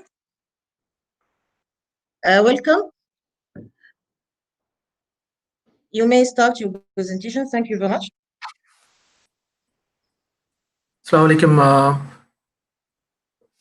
everybody. Am I visible? Can you hear me? Yes, we can hear you, Doctor. Assalamu alaikum again, and thanks for giving me this opportunity to present this paper. Myself, Mr. Fagis Joshua from the University of Technology and Applied Sciences, Niswa campus, and my co-author for this research paper is Dr. Lenin from the Pondicherry University in India. He's from the Department of Electronic Media and Mass Communication. He was also a former colleague in the Niswa College. My topic for today's presentation is about news media and public health. Twitter as a channel for public health emergency communication. The background of the study, I'll just start with what is the New Delhi public emergency. We all been talking about, we are all discussing today about the corona pandemic and the public health emergency associated with this, and what we are actually in the midst of a crisis. But I was looking into an issue which happened before the corona pandemic, the New Delhi public health emergency. The background is that according to the air quality index data or International World Air Report, Southeast Asia, especially New Delhi and northern India, are among the most polluted regions in the world. If you look at the data for 2019, which was published in the early 2020, Southeast Asia, especially Indian northern region, like I repeated, New Delhi and northern national capital region. These are the region which is the expanded urban region of India's national capital, New Delhi, which are among the top 10 polluted region in the world. The air quality index in, I'm talking about pollution rate, the air quality index, which they mentioned as AQI, which always remain at unhealthy level. When I say unhealthy level, the average WHO standards for safe living is 25 AQI. See, the average AQI in New Delhi was always above 200, 300, and in the 2019 October, that is the beginning of winter, the AQI level rose to an alarming 900. 900 means that is more than 50 times higher than the average safe living standards set by WHO. And the presence of, to add to more describe about the intensity of the issue, they also measure the pollution with the two more data that is called PM, presence of particle matter. Basically, particle matter means small micro substances present in the air, or human organs cannot filter, so they are likely to more go into and cause severe damages, which they call as PM. The PM in the air was PM 2.5 and PM 10. That is like which are basically scientific concepts which defines about the presence of dangerous substances in the air was significantly high. And in the beginning of 2019 October, like I said, when the AQI rise to 900, which was significantly very high, the Environmental Protection Authority in the New Delhi, for the New Delhi region, which was constituted by the Supreme Court, they call this as Environmental Protection, Prevention and Control Authority. They declared a public health emergency in the New Delhi and the national capital region, stating that the air quality was very dangerous for human life. And this was followed by a lot of restrictions being imposed in the functioning of the various organizations, various industries which are emitting bad air gas. And the intensity of the pollution was reported by media as the breathing the air in Delhi was equal to smoking 25 cigarettes at the same time. So the study examined basically how news media used the news media organizations in India used social media, Twitter, to communicate about this public health emergency crisis. So what we call this public health emergency communication. Sorry, I didn't move the slide. This is the background of the issue. Just to give it, I will just repeat the key data there. What I was mentioning about it is, I was mentioning about the AQI, which is the data, with air quality index, and the PM level, which talks about the presence of high pollution level in Delhi. And this was the date when they declared public health emergency. That was on the 1st of November for 5 days across the national capital region. Now, people from India might, who have come across this issue, will think that this is an every year issue. Yes, it is an every year issue. Every year this issue has been repeating, like pollution issues and bad air, smoke, formation of smoke, bad visibility, formation of thick air, and health issues, health hazards associated with that have been every year like an annual issue which is happening across in the capital city.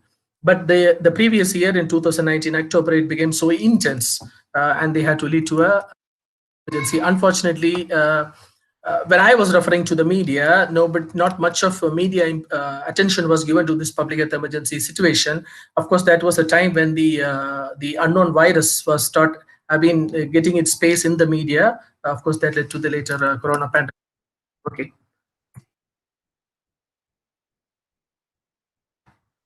Twitter, we know Twitter, which is the importance of Twitter, which is Twitter. Past research shows that Twitter has emerged as one of an important source for public health emergency information.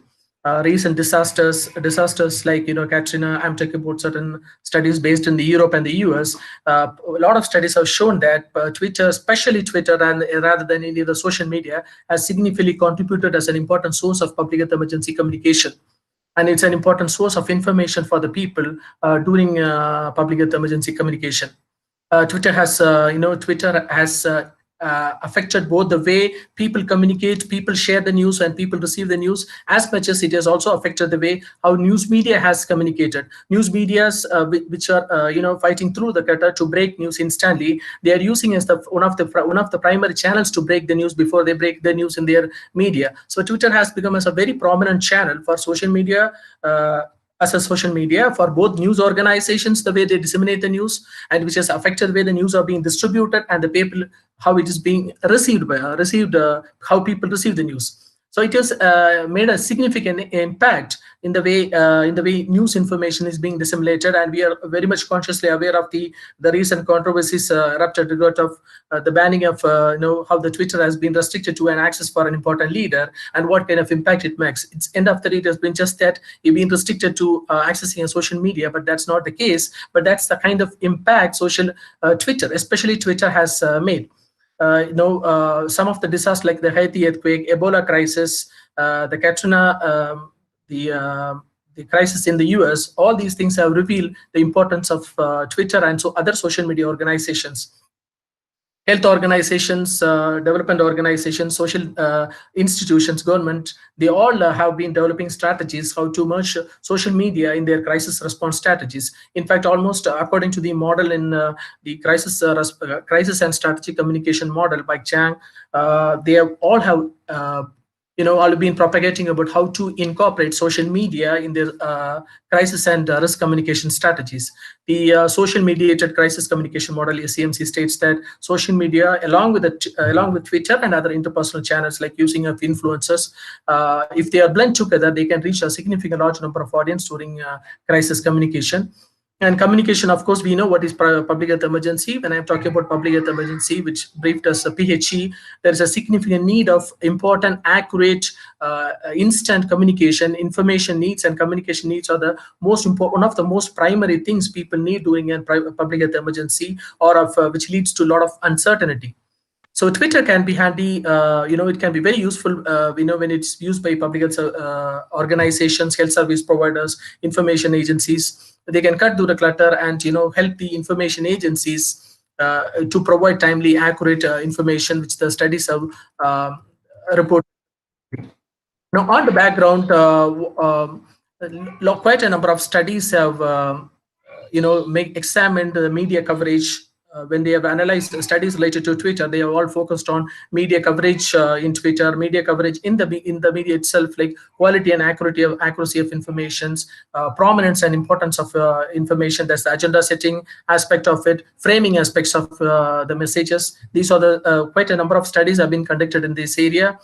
Some of the studies which are in information environment analysis are basically analyzing the media content. They are focused on social media, as well as the traditional media forms, but most of the studies which have analyzed the media content, they are focused on the traditional media rather than the social media. So my study, actually, our study, which actually focused on the social media. Like I told before, when the January 2020, the COVID pandemic emerged, and it has made a significant impact on it. News media organizations have taken the issue, and now media has become more sensitized to covering public health emergency and pandemic. The way I think they have become organized in their communications. Of course, we have also have issues related to how social media and this news media have contributed to misinformation, disinformation, or beyond all these things. The infodemic, all these issues have been emerging, but this focus of this study is to look at how media organizations use social media to communicate public health emergency before the corona pandemic. So before we conduct the study, basically the researchers, we conducted an informal study, non-random media observation, and we found that the Delhi public health emergency crisis was not evenly covered. There was a lot of no clarity in the coverage. This is our informal analysis, and we could see many scientific concepts like AQI and PM repeated in the media content, but they were not explained, and it was not given a prominence. This was our observation. Then that's why we chose this topic. And our literature review also revealed that the media coverage of health issues and crisis were mostly focused on one specific media. So we thought of incorporating traditional media in the social media. So combination of social media and the news channels. So we chose to analyze how traditional news media use social media for disseminating news on public health emergency. At the time of this study, when we conducted in the month of January 2020, we could not, no other studies were conducted related to, no other studies were reported related to New Delhi public health emergency. The objectives of the studies are how news media organization used Twitter to cover Delhi public health emergency, to study how news media used Twitter for risk communication, and to study public health emergency, public's response to news media coverage of public health emergency in Twitter using the KPI of tweets. KPI stands for key performance indicators, which is the like performance and the number of likes. So the study had the research questions like what is the prominence in coverage and quality of the information in news media's tweets. How did the news media use Twitter for risk communication, and how did the audience responded to the news media coverage of Delhi public health emergency? To study the research questions, we conducted a content analysis, quantitative content analysis of Twitter posts for English news media channels. The content analysis basically is it's a traditionally used method for systematic review of media messages. In fact, content analysis is mostly associated with media messages, analyzing media messages. It is widely used to examine the aspects of in health communication, which is widely used to analyze the aspects of health represented in the media messages, to provide insight about how public discussion on health are framed, to improve the communication about public health, and of course to influence the policymakers. Traditional news analysis, media analysis, or content analysis of media have focused on print, television, and radio coverage, especially analyzing the trends, themes, issues, agenda, and framing aspects of health communication. So we use content analysis to better understand the agenda setting and framing aspect of Delhi public health emergency in the Twitter. Data collection, we analyzed tweets published by the selected news media channels during the period of the public health emergency declaration. The public health emergency was declared in New Delhi on November 1st. And we chose 4 news media channels. In fact, our initial idea was to choose different media across India as well as the Middle East, because in the Middle East, the GCC region, we have a significant number of expatriate population. And we did the preliminary data collection, and we could not find sufficient data. In fact, the Twitter post about this Delhi public health emergency in the English news media channels Twitter page in the GCC was significantly low, like an average of less than 10 tweets per media, and some of the media had 1 or no tweets. So we did not include those data from the GCC region. We only focused on the Indian media.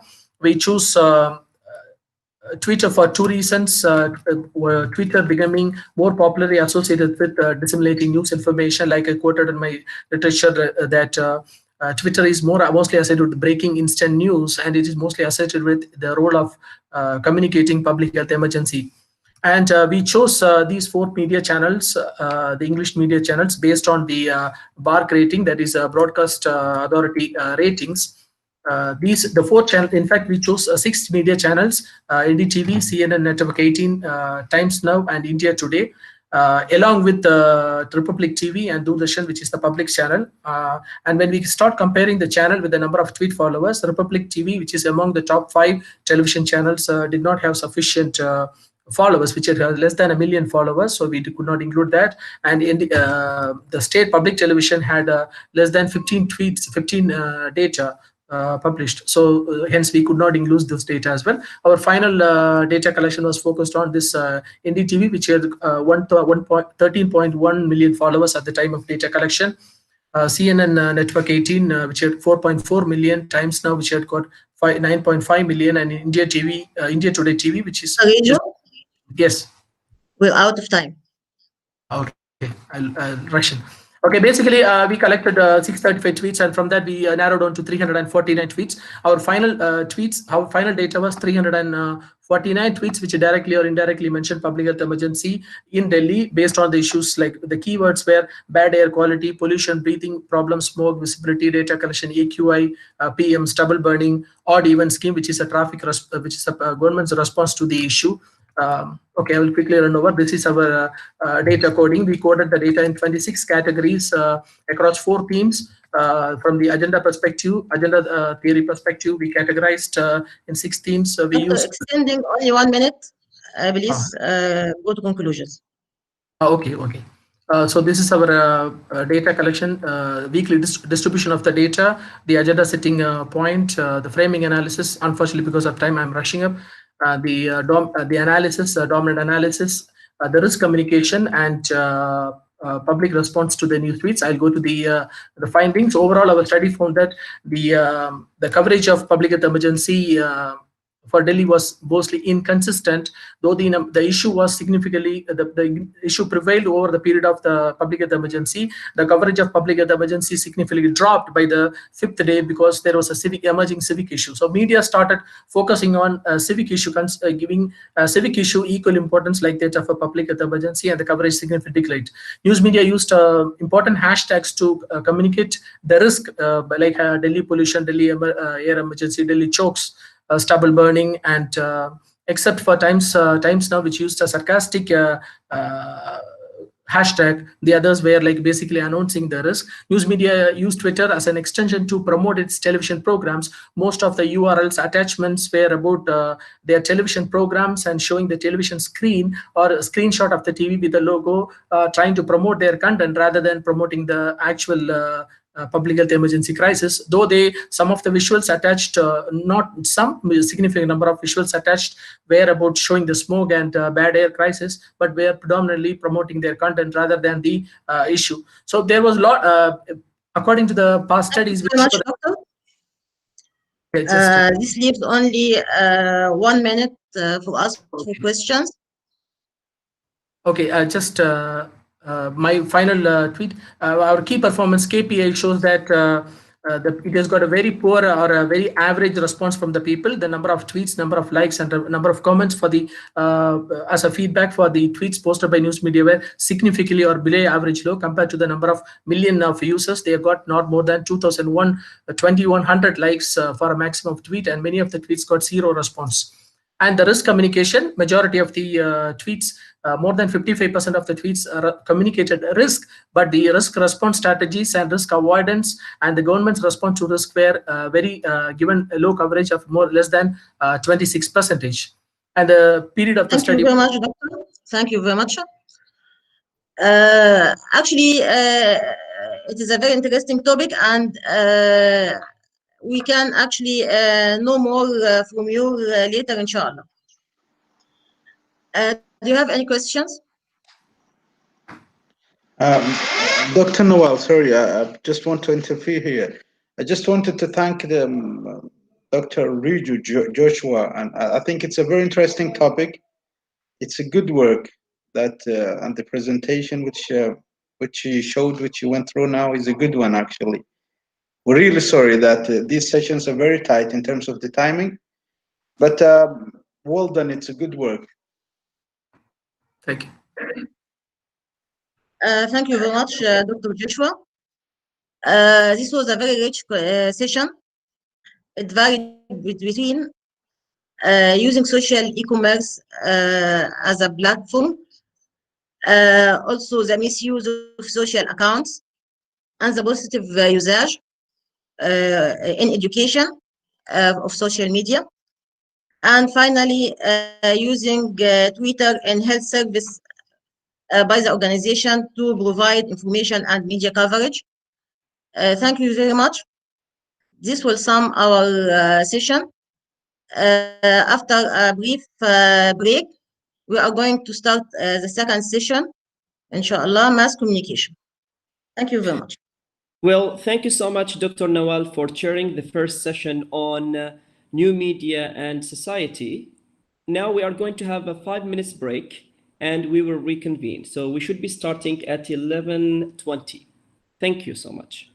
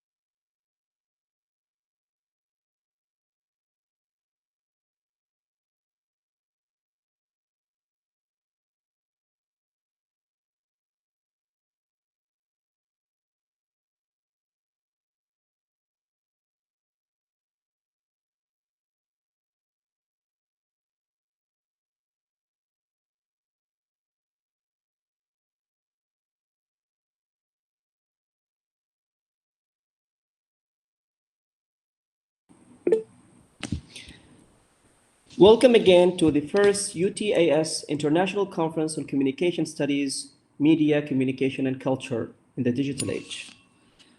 Now we are going to have the second session of today's conference, and the conference or the session topic will be on mass communication. So the session will be chaired by me, Dr. Arafat Al-Jamil, and we are going to have 4 papers to be presented. The first paper will be presented by Dr. Miriam Berg, and the topic will be on the selection of television programs by Qatari audiences and interplay between cultural capital, cultural proximity, and the Gulf crisis. The second paper will be presented by Dr. Himalatha Fedrick and Anand Lenin Vasangram on the dissemination of weather forecast information and its effects among general public in Oman. The third paper will be presented by Dr. Ravideep Kaur Madan and Dr. Janish Korishan on the topic of film consumption patterns, identifying the preferences of audiences in the digital era. And the last paper will be presented by Dr. Sam Sokrati and Ms. Ahlam Az-Zubaydi on the topic of the influence of popular culture on young consumers in Oman. So let's begin first with the first presenter, Dr. Berg.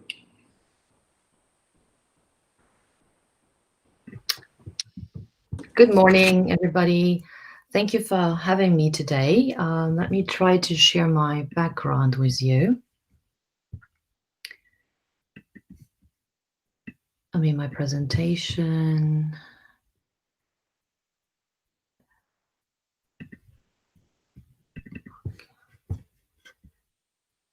Okay, let me just go full screen. All right, can you see the presentation right now? Hello? We can see it. Can Okay, you perfect. project your screen again? Could you repeat that? I'm just sorry. I'm just getting a very... Can you present your screen again? All right, I don't know why that not... and share. And then let's go full screen. How's that now? Thank you. It is coming up now. Perfect. Thank you. Sorry, I'm just normally a Zoom user. This is the very first time I'm using this application.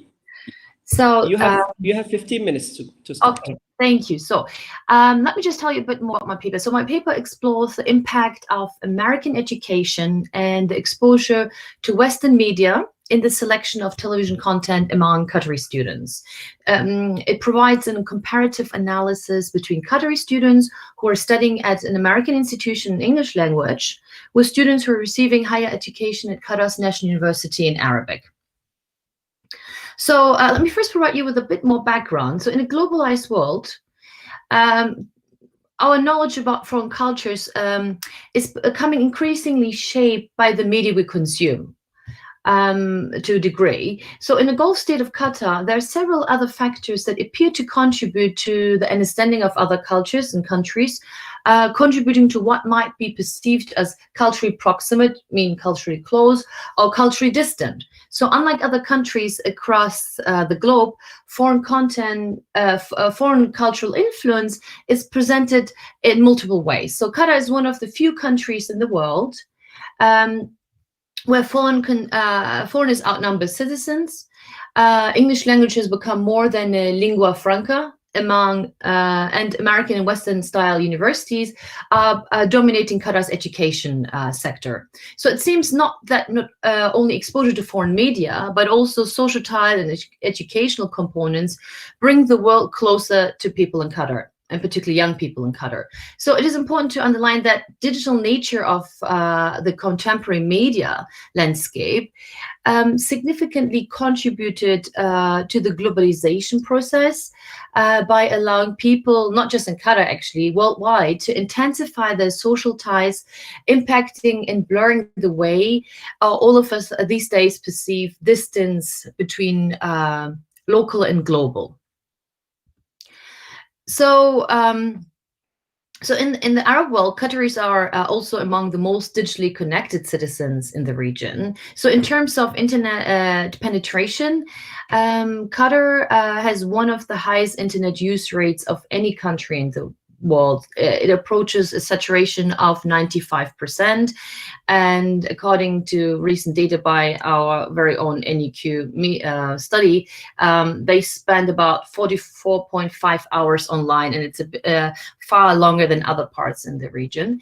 Now, just briefly going to talk about language. So language is understood to be intertwined with identity, and those powerful, therefore it's a powerful instrument when shaping the identity of a culture as a whole. So an increasing number of scholars have addressed concerns about potential negative impact of the use of English language in the cultural identity of the Arab world, and see it as a way of diminishing the Arab language. And just, I don't want to go too much into it, but I believe for a large part of the Gulf region, it's pretty much a similar scenario where, you know, you have domestic helpers, nannies, other people.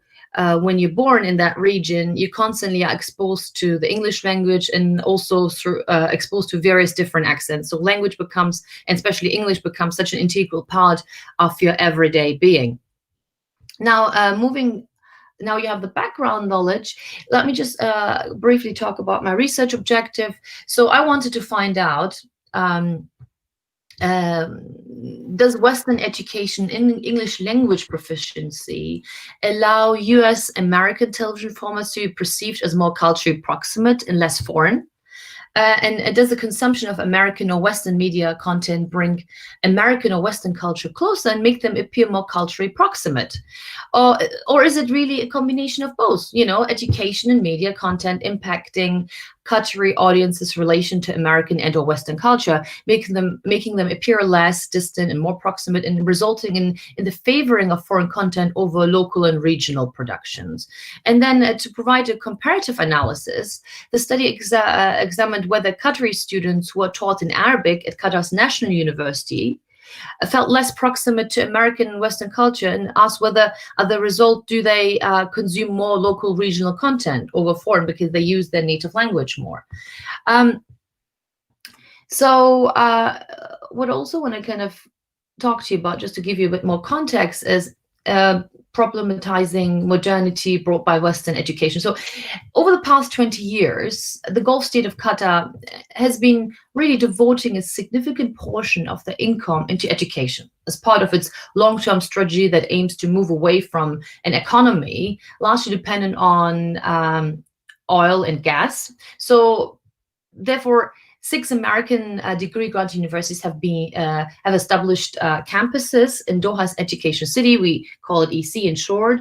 And those institutions are now really comprehensively funded and concede full autonomy in their decision-making. So instruction language for all EC institutions is English, and classrooms are not gender segregated, as is the case at Qatar's public university. And there are about 2,000 students, and 40% are nationals. The national university, Qatar University QU, the country has around 800 students, of which the majority are nationals. And here, QU's teaching language was English until 2012. That's very interesting. To help Arab students preserve the identity and culture, QU and also Qatar's independent schools switched the main language of instruction from English to Arabic.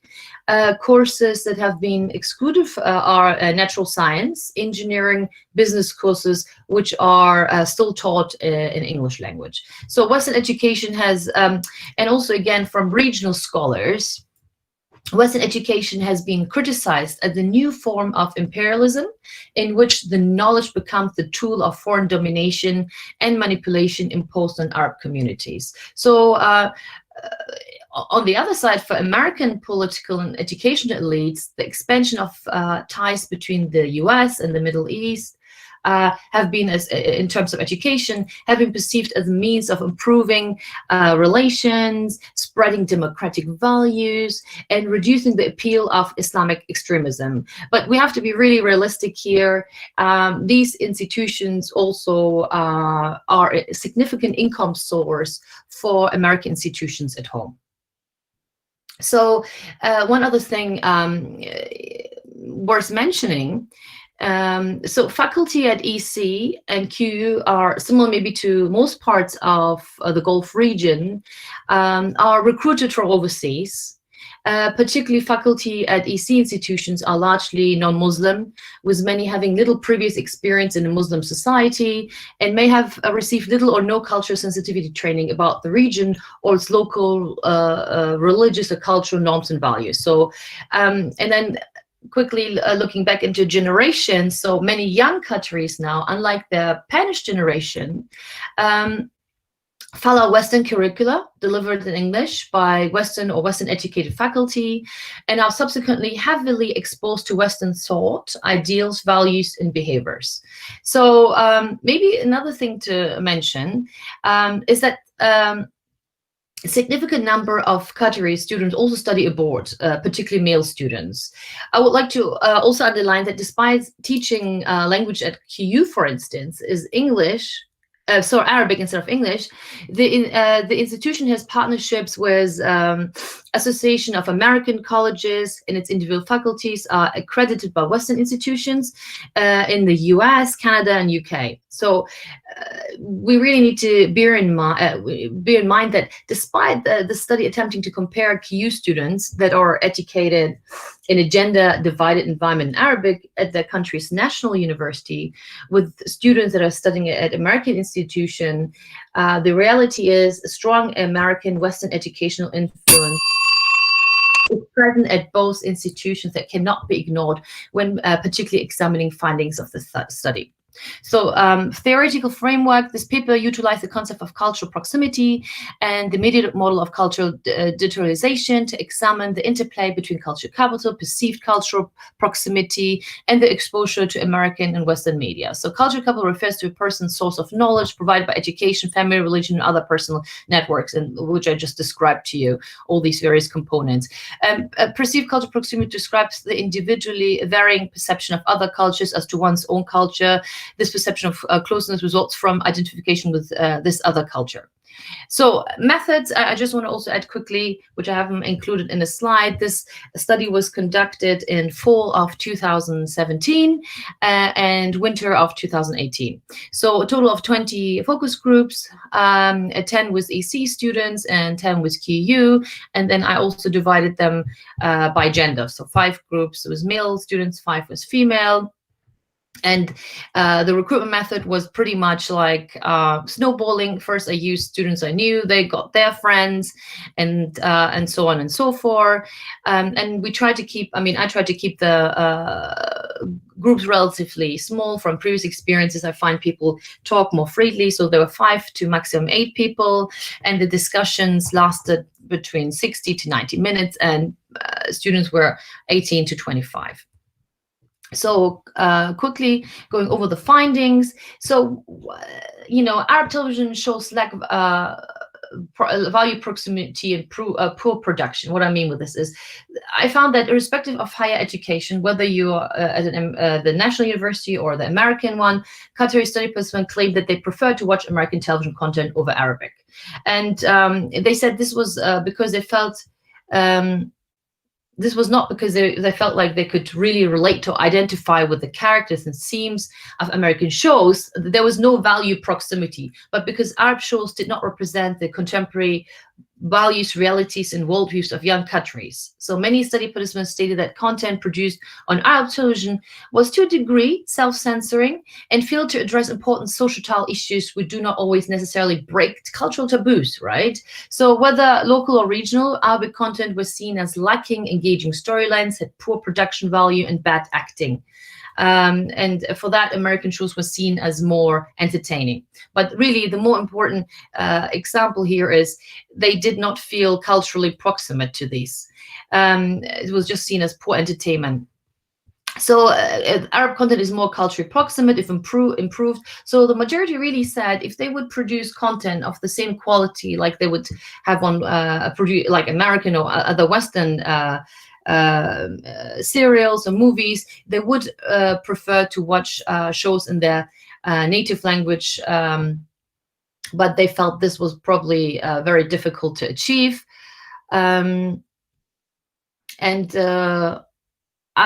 interestingly, and this has been something that has been found out by many other scholars, is that Ramadan is the key time when people watch Arab television, and for many young people in both institutions, they felt like Ramadan really offered much better quality content, and many felt like, oh, they wish they would have the same standard of content available to them throughout the year.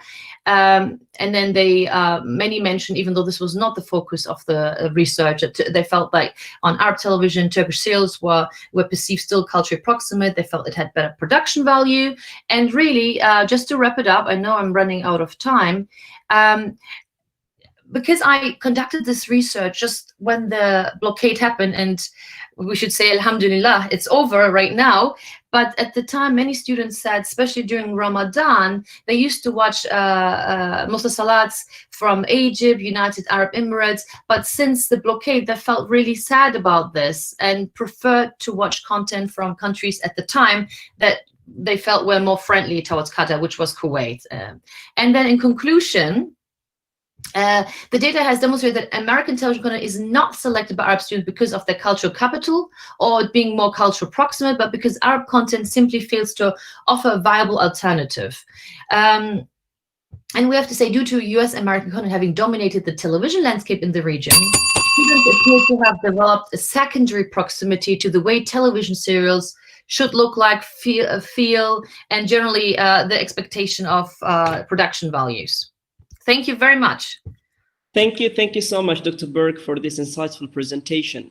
And now this is the session for Q&A. So do you have any questions? You can either ask by raise your hand by using the raise hand button, or you can use the chat box. Thank you. This is your time for the questions.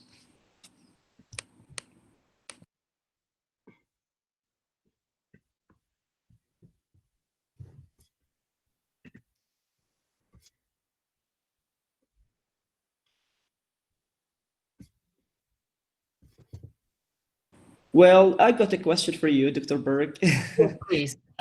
You said in your presentations, one of the major findings that Qataris are leaned toward watching Turkish shows or movies or dramas. Does that have to do mainly because of the blockade or the lockdown by the GCC countries, or just because they used to do that and they still continue doing it? Yeah, and I mentioned that in my paper. I believe you read it. So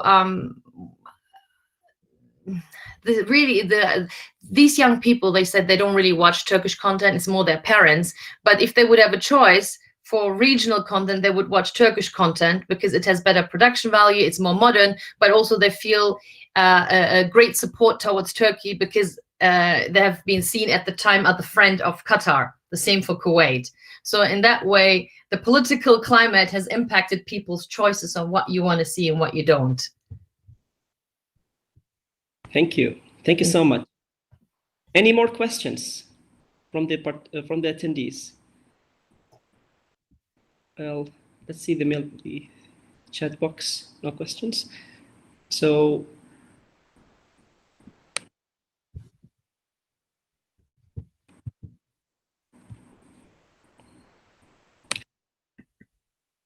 well, thank you so much, Dr. Berg, for delivering this very powerful presentation, and I definitely find it very interesting.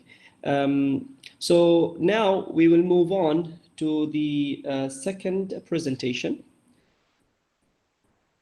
The presentation will be presented by Dr. Hemalata and Dr. Anand on the topic of dissemination of weather forecast information and its effects among the general public in Oman.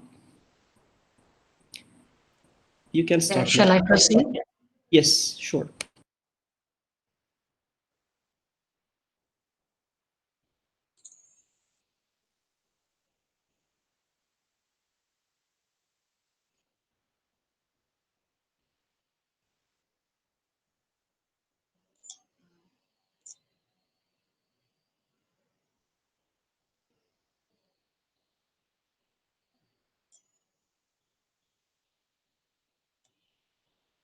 Yeah, Are you able to see the PowerPoint slides? Yes, crystal clear. Okay, thank you. Okay, start. Good day, dear all. This is Hemalita Frederick, and I was associated with CAS NISWA for nearly a decade. And along with me, Dr. Anand from India, he's also joining, and we are presenting this paper together. And as far as our research topic is concerned, we intended to work on the dissemination of weather forecast information and its effect among the general public in Oman.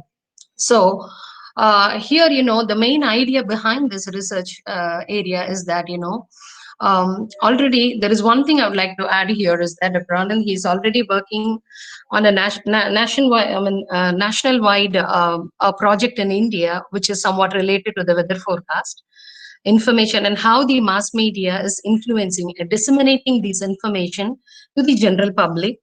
And so, with this as the base, we felt that, it would be nice to, find out how the Omani media is disseminating the weather forecast information to the public in Oman. And here, with our research paper, we wanted to, as I told you, we want to examine the role of different mass media and how they disseminate this weather forecast information. And also, we wanted to study the effect of this dissemination, whether it is a traditional form or it could be any other form of mass media, whether it is social or any other platform, and how does it affect the general public behavior, their perceptions, and so on. So in order to carry out this research, we chose the cross-sectional survey method to collect the data. Actually, in the beginning, we wanted to do it in two governorates, or we say the Mahafada in Oman, the Dahliya region, and also the Muscat governorate. And, as we are aware that Sultanate of Oman is a beautiful country, which has a varied and a diverse landmass or geography, we can say. So with this in mind, and also because of the global warming and climate change that we are witnessing, we are experiencing a sudden change in climate and, in terms of rain or cyclone and so on. So it is very important for the public to know about what is going on and what would be the nature of weather, climate, so that we'll be able to carry out our daily activities. And it is also very important for the commercial purpose also. And if you look into the meteorological practices in Oman, it was even more than a century it was taking place. But however, when it comes to the access by the general public of Oman, it was only from 1975 it came into existence. And here it is very important to note that Oman TV and Oman Radio, they are playing a very crucial role in the dissemination of these kind of weather forecasting information on a daily basis, and now through the internet even on an hourly basis, so that the public is being updated. And here the crucial role is played by the DG we say DG Man, which is providing the accurate weather forecast to the people across the nation. And it is also important to mention the role of the World Meteorological Organization, which is providing accurate satellite data. And they have actually set up nearly 12 centers of excellence across the world. And the 7th center was set up in Oman, which is being coordinated by the DG of Meteorology.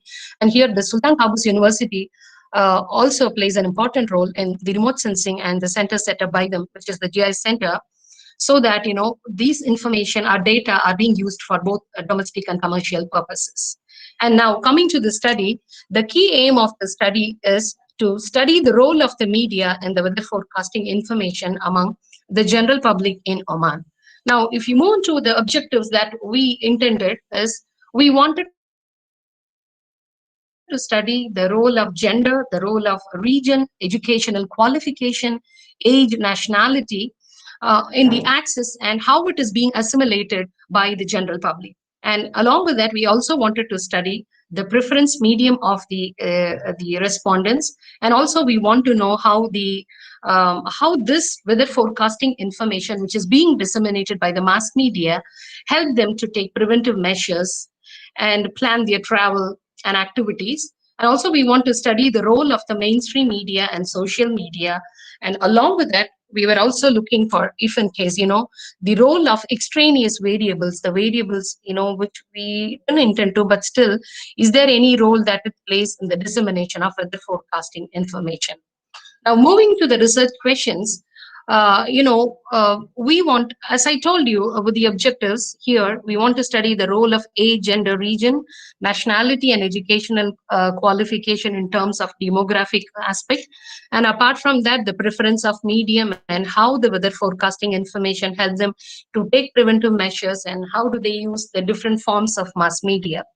But unfortunately, because of this, the COVID pandemic, there were certain constraints. So we restricted ourselves to the first part of this research, which is, the research questions, which is, the role of age, gender, region, nationality, and education, and how it affects the behavior of the general public.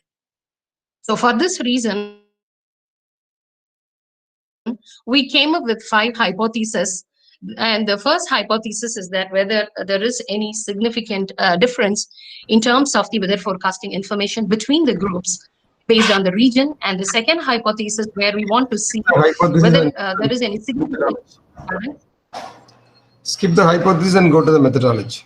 Okay, so these are the, okay, anyway, we are going to explain this in detail in the forthcoming slides. And moving to the literature review, here I'd like to, state that Her Highness Dr. Mona, she stated that the media outlets and internet, they're acting as these centralized agents of socialization, behavior, and attitudes and opinions in the social world.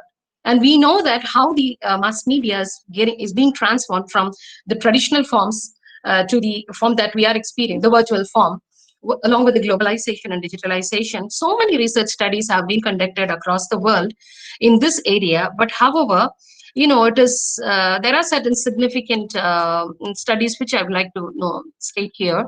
Say, for example, a study was conducted in the American perspective by Professor Julie and her colleagues, where they tried to understand the attitude and the behavior of the people on the weather forecasting information provided by the American media.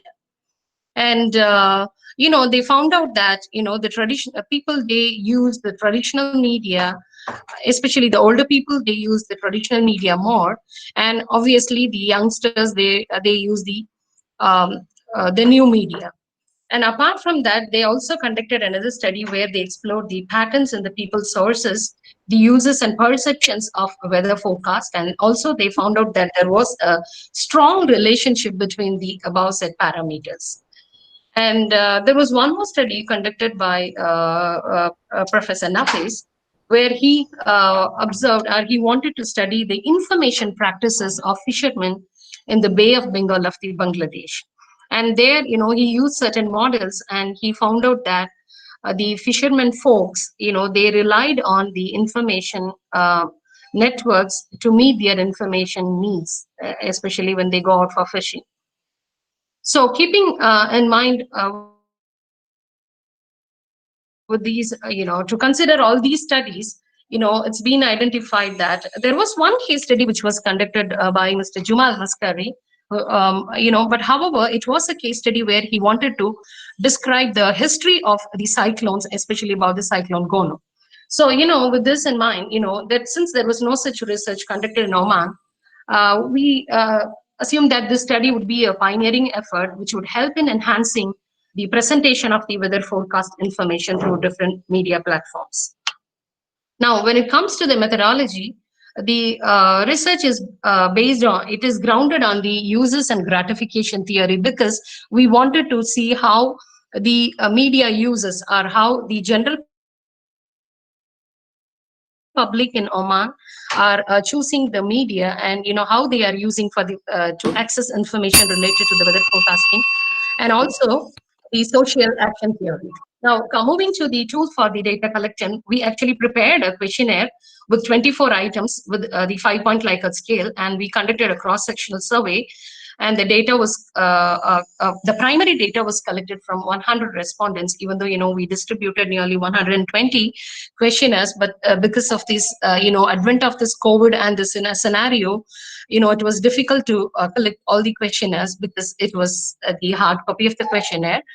And, we managed to collect nearly 100 questionnaires, and 97 was complete. Now, moving to the variables, as I told you, in terms of gender, so these are the data that we collected and we tabulated in terms of age, nationality, region, and educational qualification. So, to analyze this data, we used test of significance, and these were the results that we obtained with the hypothesis 1, where the thesis is that the hypothesis is that there is a significant mean score difference in weather forecasting information between the groups based on region, because we selected 2 regions, the Dahlia region and the Muscat Governorate. And this is the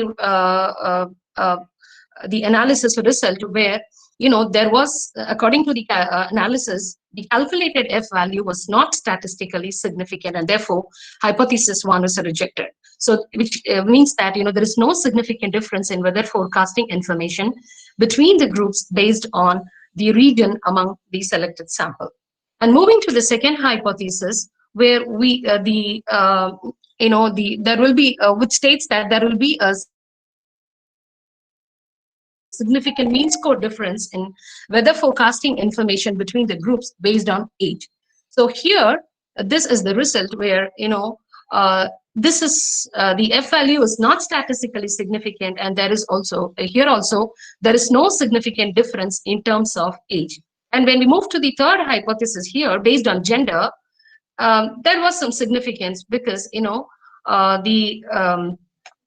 terms of gender, we can observe some kind of significance. Here is the value between the female and the male respondents. And then with the fourth hypothesis, where it was focusing on the nationality, there was also a significant difference in terms of the usage of mass media for the weather forecast information between the Omanis and the non-Omanis.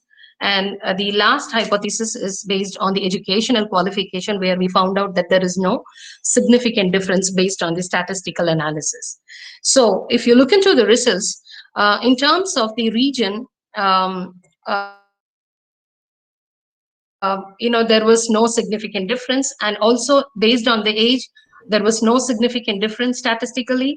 But however, based on the gender and nationality, we could find a significant difference in the weather forecasting information between the groups. And at the same time, in terms of educational qualification, there was no significant difference. So therefore, to conclude, the media behavior of the general public of Oman in general, and the accessible of the weather forecasting information from media in particular, there is a statistically significant difference among the groups based on nationality and gender. However, in terms of region, age, and educational qualification, there was no significant difference statistically. So this is what we found out. Since, as I said, we were able to focus on this demographic variables for our research. Thank you. Well, thank you so much, Dr. Himalata, for this beautiful presentation. Now it is the Q&A session.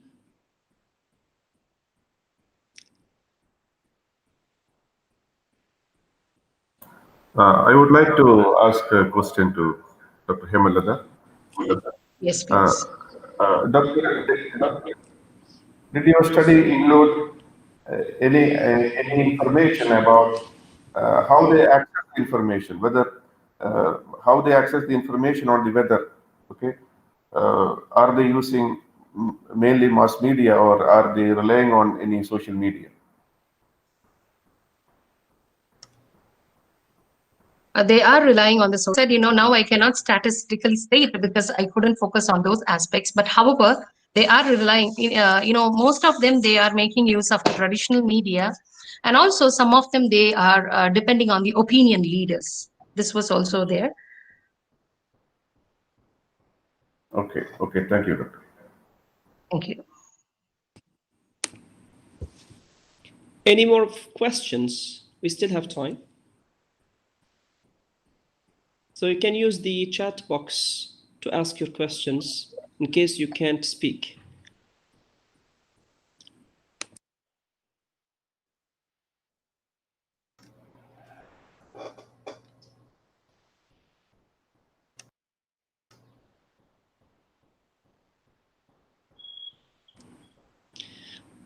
Doctor, regarding where you stop, as an answer to my question, you told they are also depending on opinion leaders. So how are these opinion leaders influencing them? Here at this point, Doctor, I am not able to comment on it. As I told you, we were due to the data that we have collected is limited, and due to the COVID situation, from the questionnaires, I'm just stating this, but scientifically, I cannot say this unless and until I am testing it statistical. But few of the let me say, nearly 25% of the respondents from from the questionnaires, they are, asking their family members, like, their, as I said, the opinion leaders, or whom they believe that, like some of them were the friends that, who frequently use and. So, thank you. Well, any more questions? Doctor, can I say something? Yes. Yeah. Thank you, Dr. Himalath and colleague, for your interesting paper. I just want to know about the effects that you were talking about. Like as mentioned in your title. What are those effects that you're talking about? Are they behavioral? What are those effects? You presented some demographic differences. Excuse me, may I answer? Yes, please. Okay, yes. Yes, please. So overall, we have given various types of questions, but together we are trying to study that media approach, media behavior of the general public in Oman in general, and particularly regarding the weather forecasting, we have calculated, right? Then we have checked what are all the factors influence. That's why we have given the age, gender, and nationality, and etc. Right? So we are not able to analyze all those aspects, only the age, gender, education, nationality, and a few aspects. So only nationality and gender has influence over the weather forecasting information approach towards the media among the general public. So this is what we found in this study.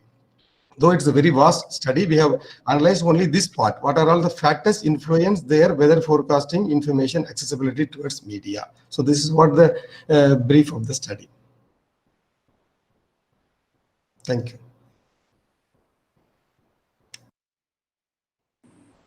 Thank you so much, Dr. Himalatha and Dr. Anand, for your presentation. Let's move on now to the third presentation, which is going to be presented by Dr. Ravideep Kaur Madan and Dr. Janish Kurishan on the topic of film consumption patterns, identifying the preferences of audiences in the digital age. Now you can share your screens.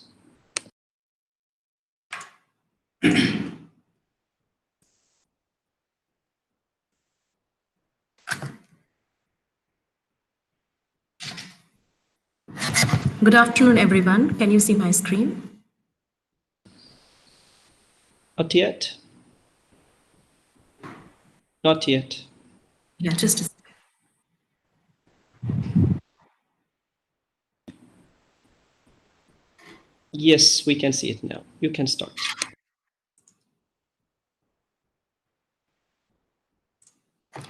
So, good afternoon, everyone. This is Dr. Ravideep and my colleague, Dr. Janish, who are going to present our paper on film consumption patterns, identifying the preferences of audiences in the digital era. So I'll first start with our slide on rationale of conducting the research. So just a second. Yeah. So the rationale behind the research is to gain an insight into the attitudes of the audience towards film consumption and the factors that determine these attitudes. This research study shall serve as a strong reference to the content developing fraternity in existence and the would-be of the trend short film producers teams. The growing technology, easy access to HD cameras and high-end digital devices has encouraged many amateur filmmakers to produce content worldwide. And everyday use of visual media-related mobile applications like Instagram and Snapchat has made it easy for the amateurs to identify their visual content producing skills. There are many millennials who are using their fashionista status to get commission from the local business owners by visiting their shops and displaying their products to their fan following. Various video bloggers are actively following the video blogging trends in other parts of the world and are regularly involved in the process of editing and lighting.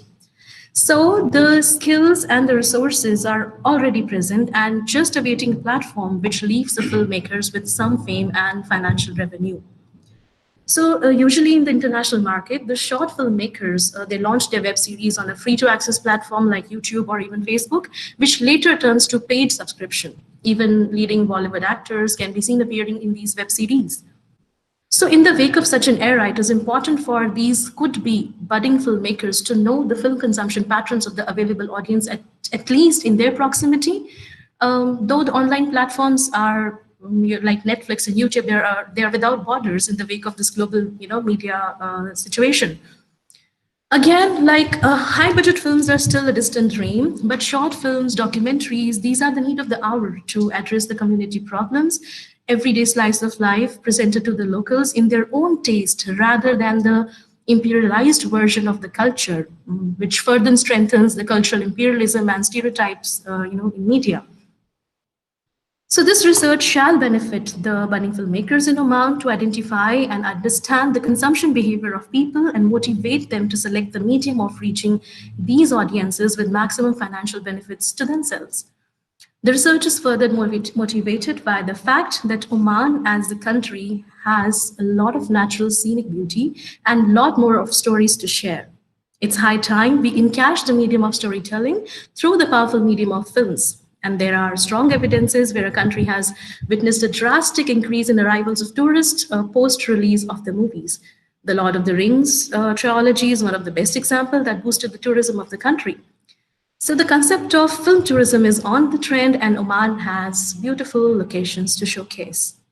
And according to the general manager of Western long-haul markets for tourism in New Zealand, Greg Anderson says we have seen a 50% increase in arrivals to New Zealand since the Lord of Rings. So this reinforces the idea of promoting the culture of at least short filmmaking. And really gone are the days when filmmaking was just the job of financially well-established producers with high-end cameras and big banner directors and contacts in the film industry. We have reached a phase in the timeline of film industry where an individual can be the producer, director, cameraman, editor, promoter, broadcaster, all by himself, apart from the actors and sets. So an ever-growing viral trend has also taken place where pre-wedding and full wedding films, which are shot on a storyline, and they're also gaining international viral following and is the must for many couples who are planning to get wed. So this was about the rationale. Now I take you to the scope of conducting the research study. Now, as I just discussed about the scope and importance of film as a medium, so there are no reasons why any country should ignore a powerful medium such as films. A deep insight into the patterns and behaviors of film consumption may open the scope for the following, like the budding filmmakers who are creating short films on their own, but without generating any revenue. The study will help them to channelize their genre selection based on the audience patterns of viewing, like the length of film, the channel they're preferring, and how do they watch, like prefer to watch alone or with the family, and such things. So film content creators can do better product placement through the right channels by utilizing the possibility of the over-the-top media like Netflix and Amazon Prime. And that can help to promote their movies instead of just free access on YouTube. The study shall also open an insight on how film tourism can encourage the tourism to the Sultanate.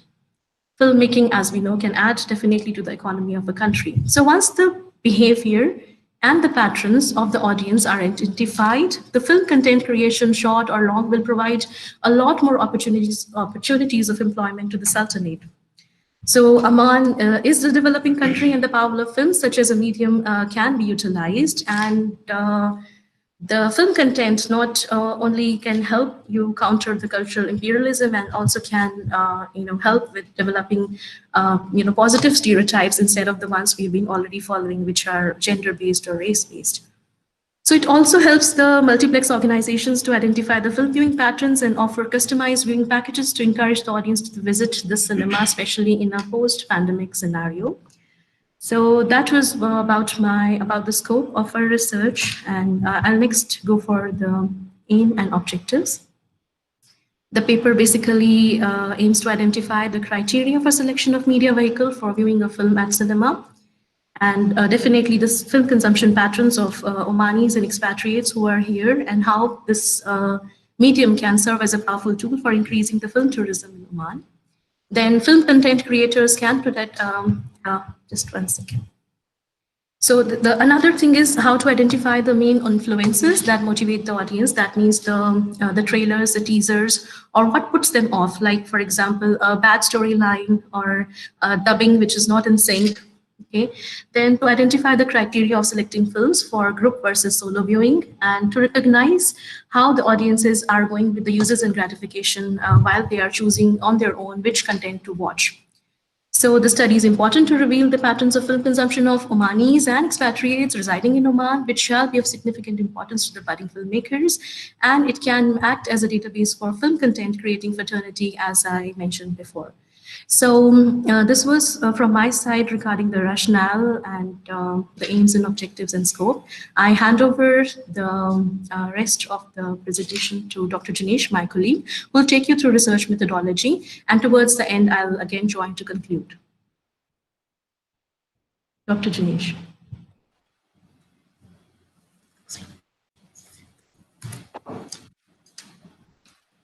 Okay, can you hear me? Yeah.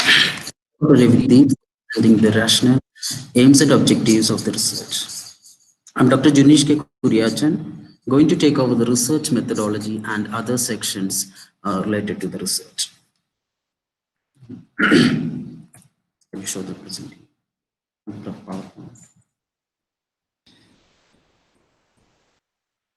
So, yeah. Our research, this is a descriptive type of research. The researchers had developed self-administrated questionnaires.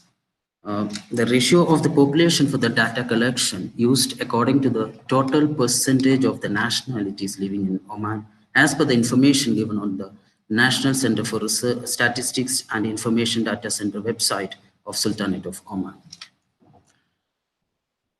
The study included both qualitative and quantitative method of data collection, where the researchers used a total of 100 self-administrated questionnaires with the help of Google Form and conducted many interviews.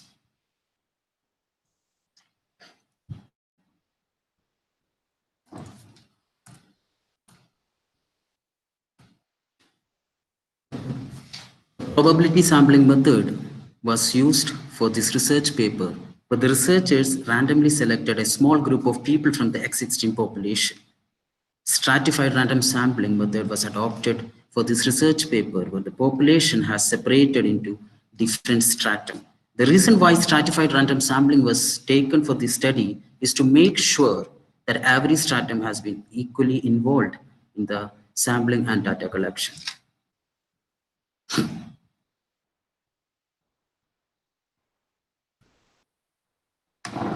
These are the patterns and areas identified through the research questions.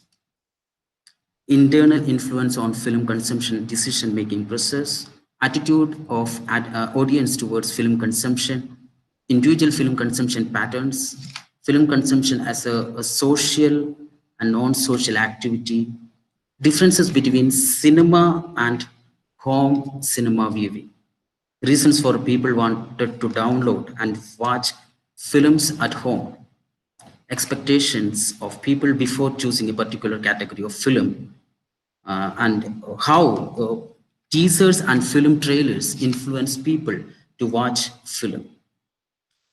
how psychographic segmentation of people affects the selection of the film. These are the patterns and areas identified through the research questions.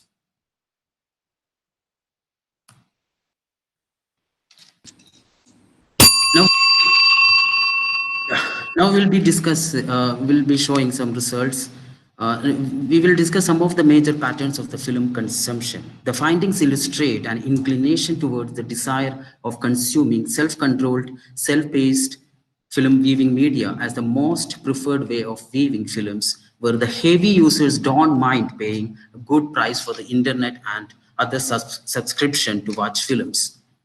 As we can see here, the majority of consumers don't mind paying Wi-Fi for film viewing. Majority of the audiences prefer to view films alone, seconded by company with their family members.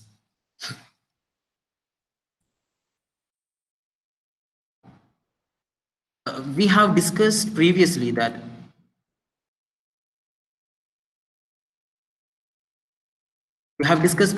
the majority of the audience prefer to watch film alone with their family at home. But in cinema, it is entirely different. Cinema going is a group activity, and majority prefer to enjoy this experience with siblings and friends. The film viewing preferences inquiry was based on duration of the films from 2 to 5 minutes, 6 to 15 minutes, 16 to 45 minutes, 46 to 60 minutes, and 60 minutes and above. In this result, look at this result. These findings illustrate that the viewers prefer YouTube for viewing short films of 5 to 15 minutes, and they prefer TV for viewing 45 to 60 minutes long duration films. There is also a spike in this preference of viewing paid and unpaid films on the website for 60 minutes and above. According to this result, what you can see here, the findings illustrate that animated films and feature films are more popular with the thriller, crime thriller, and leading followed by comedy, drama, superhero movies, and science fiction movies. This result clearly indicates that a strong storyline is the most important factor leading the selection of the film for viewing, led by language, recommendation by friends, etc. Rating and film cast also play a major role in the selection of the film viewing. According to this study, most of the viewers prefer English language movies. The viewers don't mind reading subtitles when choosing to watch a film other than their mother tongue. The findings also indicate that dubbed movies usually puts off the viewers unless it is very, very popular and famous release. Look at these findings. These findings indicate that the viewers are sure why they wanted to watch a particular medium and the nature of the film to watch. Majority of the respondents think of the film viewing as an entertainment and relaxation activity. The number of viewers see films viewing an activity that provides emotional relief and mood management. The second result here clearly indicates that the indecent and violent scenes in the film make a majority of the viewers uncomfortable. Noise and indecent scenes at the cinema is surely a put off for the majority of the viewers. Now I'll hand over to Dr. Revadeep. She will be concluding our presentation. Thank you.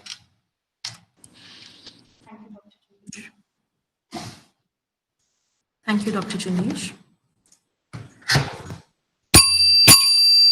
We're going towards the last section of our presentation, that is about the conclusions. So we have tried to categorize the patterns that we identified from the results. We have tried to categorize them into three basic categories: film viewing and cinema going habits, and film selection criteria, and followed by the perceptions and motives that regarding the film viewing.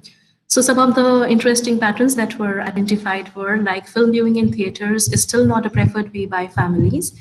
Content with indecent scenes, culturally inappropriate content and violence makes the majority of the audience uncomfortable, especially at the cinema theaters. Then post-production issues like discontinuity in editing, technical faults, problems of lip syncing, they really put off the audience trust and interest, not only in the film, but also the filmmaker. The audience seeks entertainment and relaxation from the film content, in addition to emotional relief and escape from reality. And very short films of duration 2 to 5 minutes span gain higher attention, especially from the YouTube kind of platforms.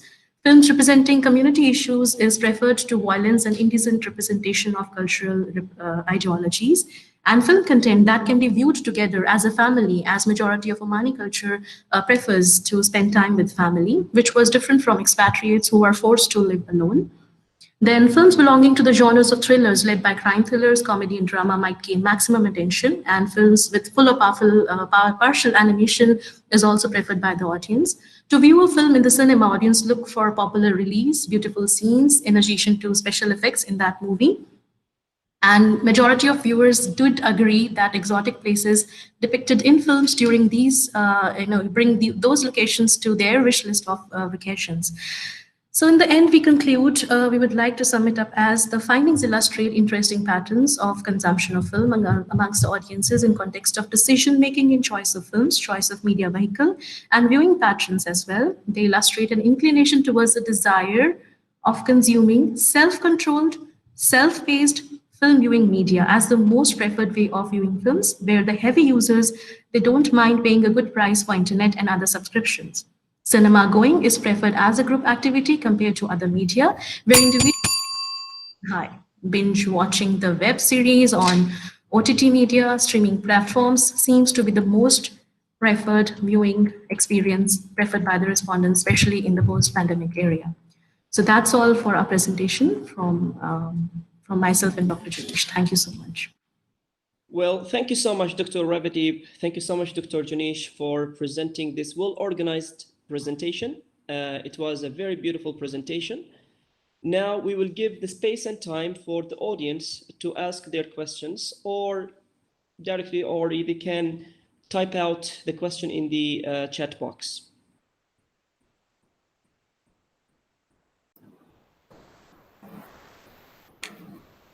Doctor, can I say something?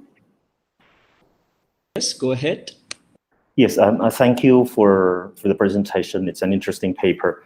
I'm just interested in knowing whether the respondents were made aware that the setting was probably before COVID or during COVID, because film consumption patterns may differ depending on the situation. I mean, now we're having COVID, so probably the respondents would prefer watching movies with families at home.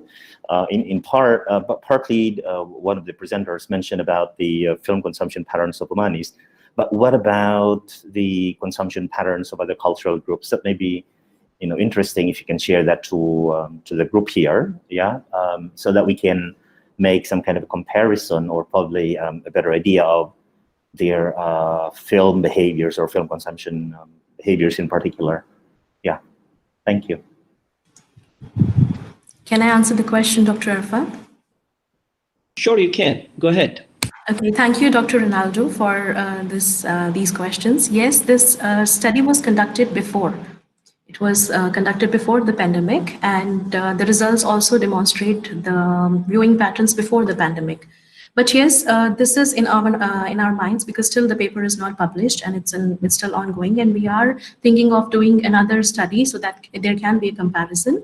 So yeah, this is the first thing that you asked. And for the second question, yes, definitely the post-pandemic era, the film viewing patterns of watching at home would have accelerated. That is for sure, and we might find it in the second stage, research that we do, maybe for this paper or maybe for another, the next study that we do. And regarding we definitely identified that people who are staying alone, either they are students who are like staying in other cities for their studies, or especially the expatriate population, they definitely are showing trends of watching, solo and alone. Okay, and people who are with their families, they prefer, when they're watching or when they're viewing at home, they prefer to view alone. And sometimes only the films, the feature films, which are above 60 minutes, they prefer to view with the family. But when they're going to the cinema, their preference is more towards their siblings and family.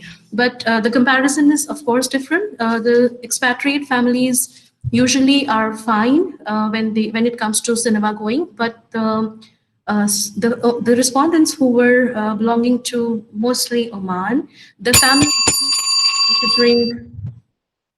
Okay, I'll just wrap up. Sorry, yeah. Going to cinema was not very. The families were not considering going to cinema as a very they were not comfortable in that, and usually people were preferring to go with their friends and siblings, not with their families. So I hope I answer your question. In fact, there are a lot of very interesting results, but we couldn't present all of them here. The cross-tabulations that we got from the SPAs show very interesting patterns. So I hope I answer your question. Yeah, so once again, extend my thanks to Dr. Ravadip and Dr. Janish. Can I just add something, Dr. Arafat, if you permit me? Just a few words. Just very quickly, Doctor. Yes, quickly. Okay, fine. Ravadip and Dr. Ravadip and Dr. Janish, wonderful presentation. Actually, I was also interested in knowing, because you said that one of the objectives was to counter the effects of cultural imperialism and stereotypical representation. I would have liked you to explain more, but inshallah, when we meet together, we will discuss about it. So it was wonderful.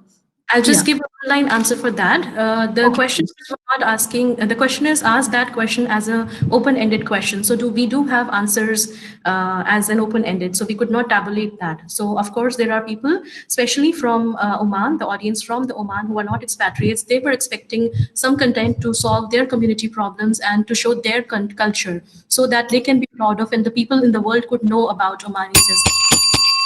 So thank you so much, guys, for your wonderful presentation, and thank you, Dr. Vandana, for asking the question. So let's move ahead with the third presentation. So the presentation will be given by Dr. Sam Sokrati Galavadi and Mrs. Ahlam Zubaydi on the influence of popular culture on young customers in Oman. You shall start.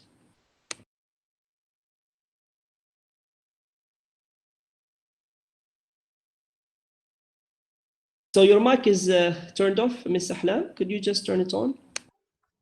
Hi, hello everyone. I will just start with sharing my screen. Can Dr. Ravadi please stop screening? Yeah. Could you just stop screening, Dr. Ravadi?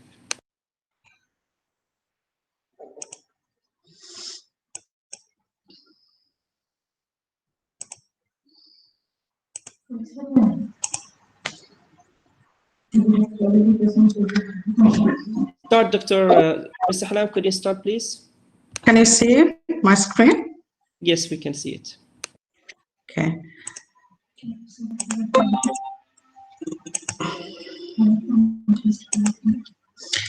Okay. Hello, everyone. Myself and my colleague, Dr. Samikrati, going to present our paper, Influence of Popular Culture on the Young Consumers in Oman.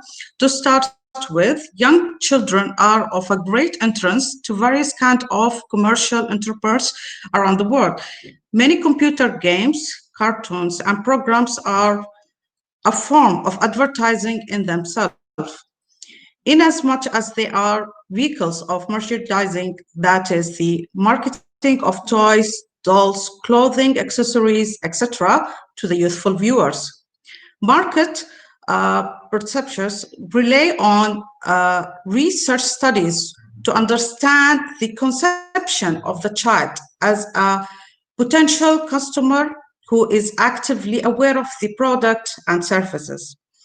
The parenting process, media exposure, and global child rights movements support the understanding of child being considered as a person or consumer of desire and wants. In terms of media and technology, children are seen as a digital generation born with mouse in their hands and computer screen as their window on the world. That was my introduction. And for the objectives of the study, this study was based on the inputs given by the mothers as a primary caregivers of the children. The study attempted to examine the influence of the child favorite's character on their behavior, the values taken from the favorite characters, influence of the characters on the interaction of the children. Importance of the study. It was observed that no studies pertaining to the Sultanate of Oman have been conducted till date. Studies on consumers' behaviors from advertising and marketing perspectives are available in plenty. However, there were no studies found from parents' perspective about the influence of popular culture on the child's behavior or values taken from the characters. Literature on children as a consumers and consumer culture is available in abundance. However, for the present study, the researchers found it difficult to get literature from the perspective of popular culture on its effects on the child's personality with regards of their values, behaviors, and interactions. In our methodology, the data collected and analysis is based on the mother's perspective of their child. Researchers considered the mothers as a primary caregiver who choose, control, and maintain their children's conceptions prior practices. A questionnaire was designed to maintain the uniformity of the questions asked to the mothers during the interviews. Semi-structured interviews were conducted with 20 mothers. Primary and secondary have been used for collection of data. SPSS tools was used for the data analysis. Our responses were Omani nationals as well as Indian, Sudanese, Tunisian, and American nationals. Now my colleague, Dr. Utas-Iccs, will continue with the presentation. Thank you, Ms. Ahla.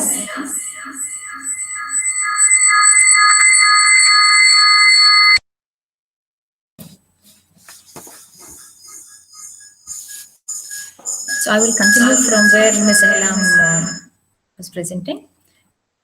Talking about the child's purpose of choosing a specific product. Our results showed that a majority of 73% mothers who believed that their child did not buy a product to impress their friends.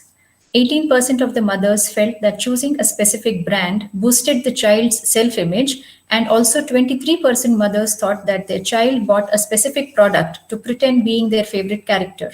Nearly 96% mothers were of the opinion that a specific brand would not give them power or enhance their external beauty. Similarly, 77% respondents felt that emotional attachment with their favorite character was not enhanced by buying a specific product. 45% of the mothers thought that the characters influenced in shaping their child's personality. The feedback showed that a specific character was not chosen for giving power, enhancing beauty, or shaping their child's personality. The data shows that 77% mothers felt that their children's sense of belongingness in peer group was not affected by their choice of products. The findings indicate that the mothers perceive the child's choice of character only as a means of entertainment without it affecting their personality in any way. What about the values taken from their favorite characters? It was observed that the quality of family upbringing with regard to values and principles seemed to be very strong among the children. Hence, values like being helpful, friendly, and others were already present in the child. When the favorite characters had such positive qualities, they only reflected or upheld the qualities already possessed by the child. There was also a possibility that the child learned certain values from family members, school, peers, etc. Moving on to the influence of the character on the child, of the popular character on the child's behavior. Majority of our respondents give a neutral response to all the influencing factors on the child's personality. The 4 factors which had positive influence on their child were speaking, choice of clothing, accessories, and other things. The next slide, please. Moving further to the influence of the characters on the child's personal interaction with siblings, the mother said that since the number of siblings were at least 2 to 4 among the maximum respondents, the child had an opportunity to interact with them as well as those from neighborhood or extended family. The findings of our study showed that the characters did not have any kind of influence on the child's consumerist behavior. Considering the less or no influence, we can conclude that the children would not be influenced by the values of the characters. Our findings match with the Jordanian study, where there is less or no influence or impact of popular characters on the child. Children seem to be very much influenced by their friends and parents, which are the most important factors. Speaking about the research limitations, we did face some difficulty in approaching local mothers, and they felt that we were intruding into their personal lives.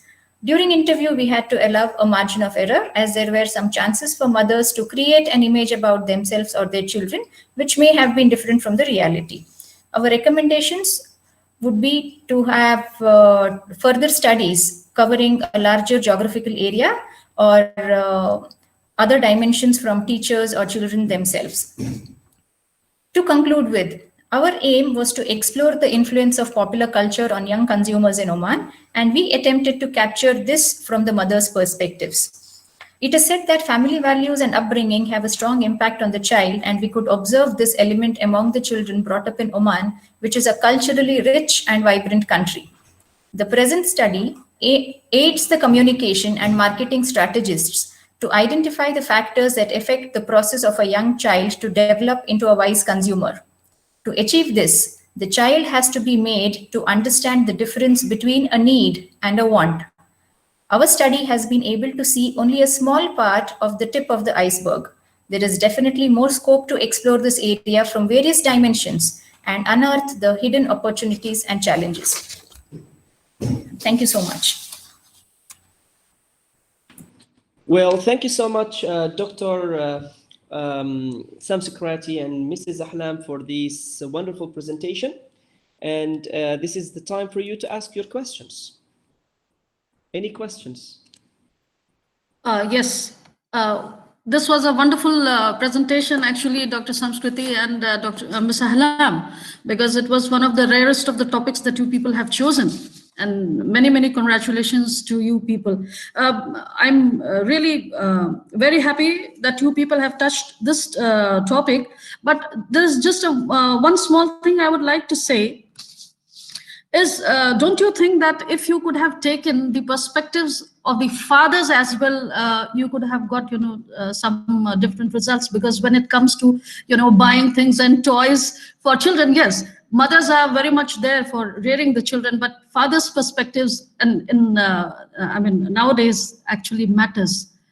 So this is what I think, that maybe the father's perspectives should also be taken into consideration. Well, this is another thread that you can add to your research, probably, or something. Yeah, thank you for this.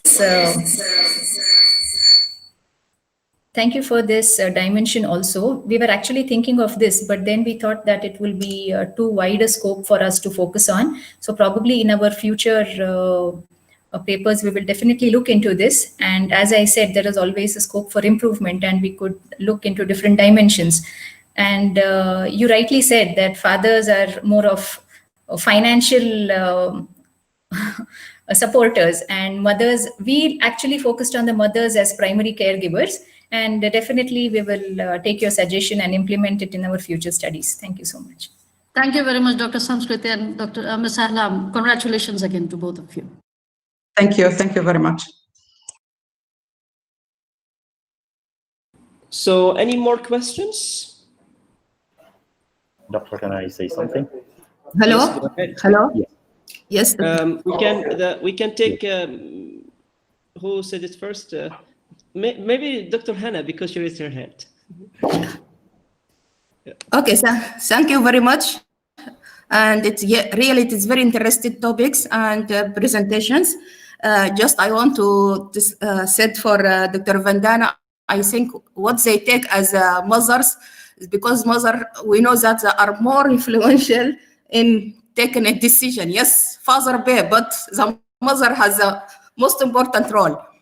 Just I want to see if you take differences in popular characteristic of buying habits and so on according to the nationality, because you take different nationality in your research. So do you make a comparison between nationalities, or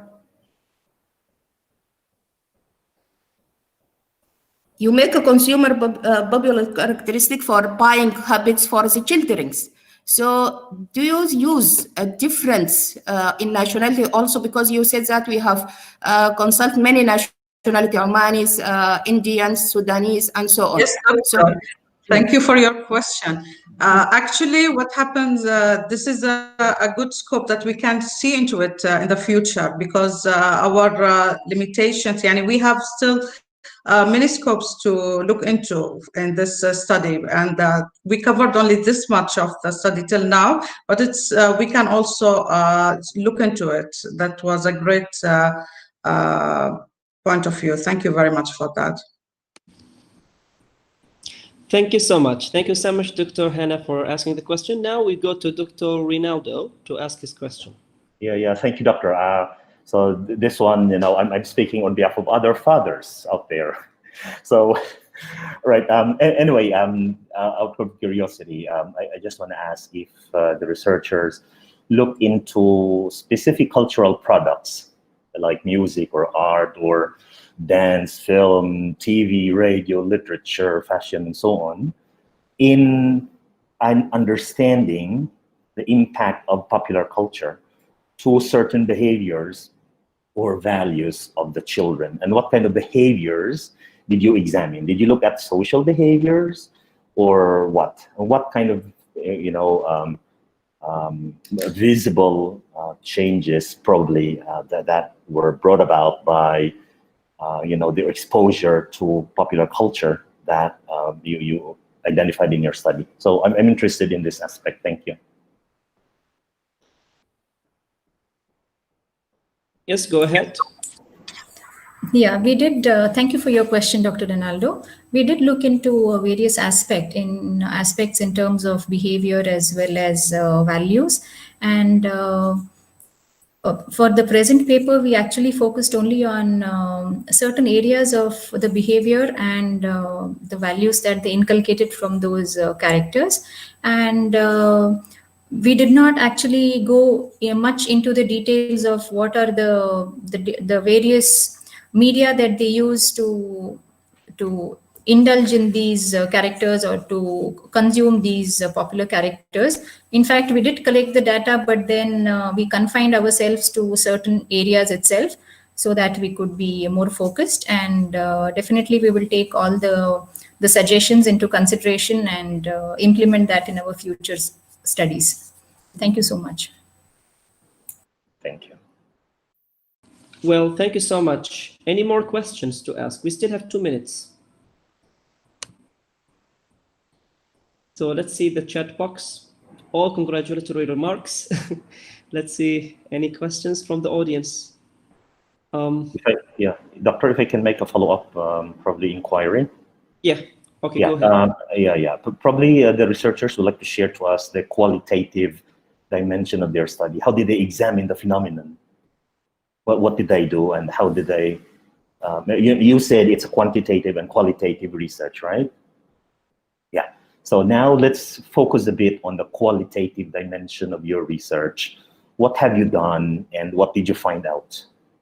How did you demystify the concept of popular culture and its relationship, or its relationship or impact on the behavior of the children? Thank you. Yeah, thanks, Dr. Rinaldo. Yeah, talking about the qualitative part of the research, like we mentioned, we interviewed some mothers as our respondents, and we focused on the mothers as the primary caregivers or caretakers of the children. And like Dr. Hannah mentioned, even though the fathers are involved in the financial decision making, it is the mothers who are actually having more control or the monitoring system. So in speaking about that, we think that our interviews gave us insight into how the mothers were actually deciding upon buying certain things for their children, which would shape their personality and so on. Probably we can continue our conversation further by email or yeah. Well, that sounds wonderful. So you can proceed. Thank you. Yeah. Yeah. So yeah, thanks for this now opportunity. we come to the end of this session on the theme of mass media or mass communication. So now you have 5 minutes of break, and then we shall reconvene. Thank you.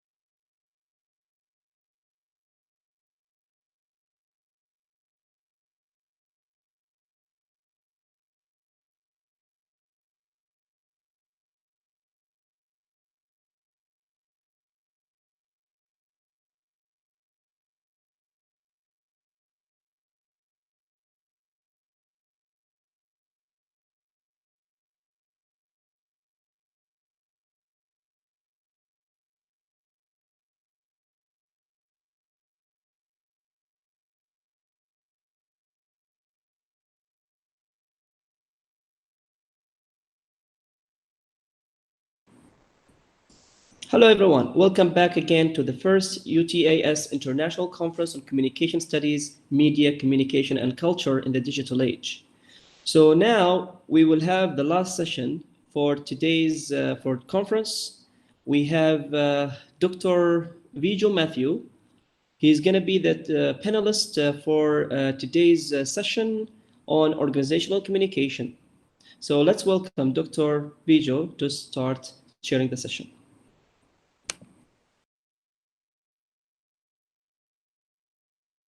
So your mic is off, Dr. Vijay. Could you just turn on your mic? Yeah, thank you so much, Dr. Arafat. Session 3 will be, the theme will be on the basis of organizational communication. There are 3 papers in this session. The first paper will be going to presented by Dr. Mariam Anil and Shikha Sahai. The topic of the paper is Demystifying Workplace Bullying, Exploring the Role of Social Capital. So I give the chance to Dr. Mariam and Dr. Shikha to start your presentation. Thank you, Doctor. Can you hear me now? Yes. Is my presentation visible? Yes. Okay, thank you so much. So myself, Dr. Mariam Anil and Dr. Shikha Sahai would be presenting on demystifying workplace bullying, exploring the role of social capital. So we are working with Department of Management, Dhofar University, Salalah.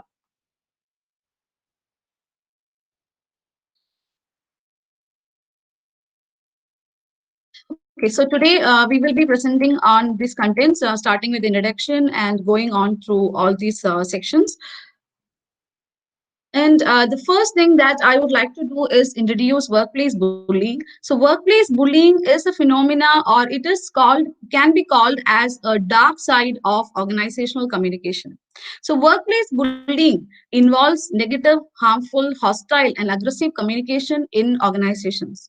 And it is called as a severe social stressor and a more devastating problem than all other work-related stressors put together. And it is also a phenomenon of global prevalence, and at a world average, based on a study, researchers suggest that at a world average, at least 1 out of 10, or as many as 1 out of 5, are exposed to bullying at workplaces. So this shows the prevalence of workplace bullying. And we can define workplace bullying as repeated and prolonged exposure to negative behaviors, and the negative behaviors involved can be non-verbal or verbal abuses, and it can be related to work or a person in the workplace. And most prevalent bullying behaviors, considering looking at the communication part, are the most prevalent behaviors are being ridiculed in connection to one's work, spreading gossips, insulting remarks, and rumors about a person. So what makes bullying even more serious is that it is perpetrated by and through communication and attacking the individual's self-concept, attitudes, opinions, understanding about his or her competence. So we can say that bullying is a dark side of organizational communication, or also a negative side of organizational communication. So how can organizational communication affect, or how negative it can be to employees in the organization? Okay. So bullying is known in different terms like mobbing, harassment, lateral violence, psychological harassment, and emotional abuse. All these terms are same, and it means the same phenomenon as workplace bullying. And coming to the review of literature, from this literature, and this is where the values that I've given here is about the prevalence of workplace bullying, and this is based on a review. So the review suggests that in Scandinavia, the extent of workplace bullying is less as compared to the other continents, and if you look at Asia, the level of workplace bullying is higher. So it can be due to the reasons of high context culture, or difference in the culture values, or high power distance culture. So that we are not covering that phenomenon in this, but for your information, I'm giving this. And next, if you look into the workplace bullying literature, we can see that the most important, or why workplace bullying is very important, or is a serious issue to be studied. because it has got negative effects, and it has effects on affective reactions, on health, and also there are many effects on the work-related outcomes. So let us see, our research is focusing more on the work-related consequences, and from the researchers we understand that workplace bullying can influence organizational commitment, turnover intention, and low job satisfaction and sickness absenteeism. And in this research, we are more focusing into the relationship of workplace bullying with turnover intention. And here we have mentioned about different studies which have been conducted in this area. And we are looking more into the mediators, or what are the mechanisms that will influence this causal relationship, that is workplace bullying and turnover intention. So from the review, we understand that there are 3 major or 4 mediators that has been explored in this relationship, like emotions, affective commitment, job satisfaction, and engagement. And if you look at the moderators are mechanisms or variables that can influence the strength of the relationship between workplace bullying and intention to move out of the organization. So the various moderators that has been studied in the literature is perceived organizational support, workplace resources, workplace friendship, and supervisory support. So this is about the external literature. So we found that what is the research gap and what research we can do further. So we understood that most of the research has concentrated on turnover intention as the outcome of workplace bullying. But in our current research, we are trying to look into a more positive angle of finding out how it is going to influence, or whether it influences intention to stay. Okay, so turnover intention is your intention to leave the organization, and intention to stay is your willingness to stay or continue with the current company. So we are trying to find out whether there is a relationship between these variables, and we also further looking into or for deeper understanding of this relationship, we are trying to find out what are the mediating mechanisms, and also we want to find out what variable can control the negative effect of workplace bullying. So this is our area of research, and we have identified that workplace social capital is not being studied as a moderator in this relationship. So we are going to explore this variable as a moderator. And coming to the research problem, bullying in the workplaces has considerable effect on exposed individuals, and bullying has a negative effect on the individuals, the witnesses of bullying, and also the organization. But in this study, we are more concentrating on the exposed individuals. And researchers has pointed out that workplace bullying has effects on organizational commitment and turnover intention, but knowledge on how and why bullying results in these consequences is not adequate, and also the mechanisms to buffer these effects is not studied much. So this is the theoretical framework of the study. So if you look at it, you can see that workplace bullying is the independent variable, and you can see the intention to stay is the dependent variable and the outcome variable. And affective commitment is going to be explored as the mediator in this relationship. And you can see that workplace social capital is going to be explored as a moderator.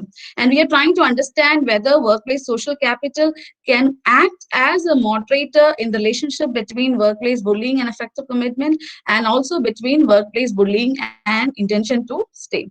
So workplace social capital, coming to defining the variables, workplace social capital is an amalgam of social support, social networks, and interpersonal relationships that build trust, values, cooperations, and sense of belongingness.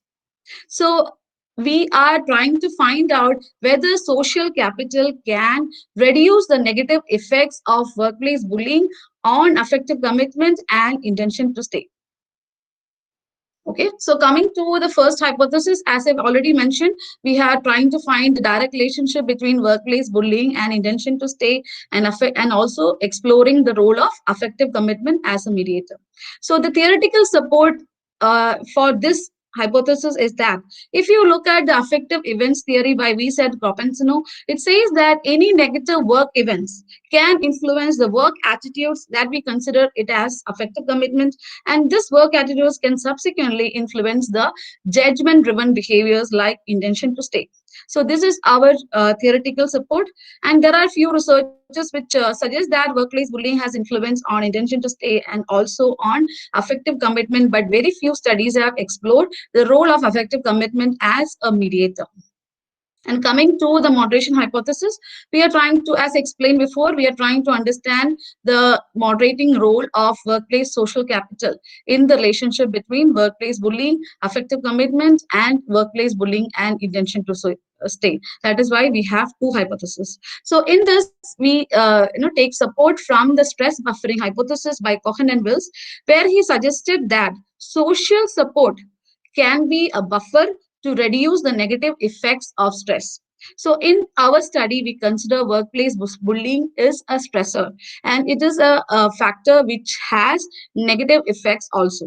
So here we are trying to understand whether workplace social capital can be a buffer in the relationship of workplace bullying and intention to stay.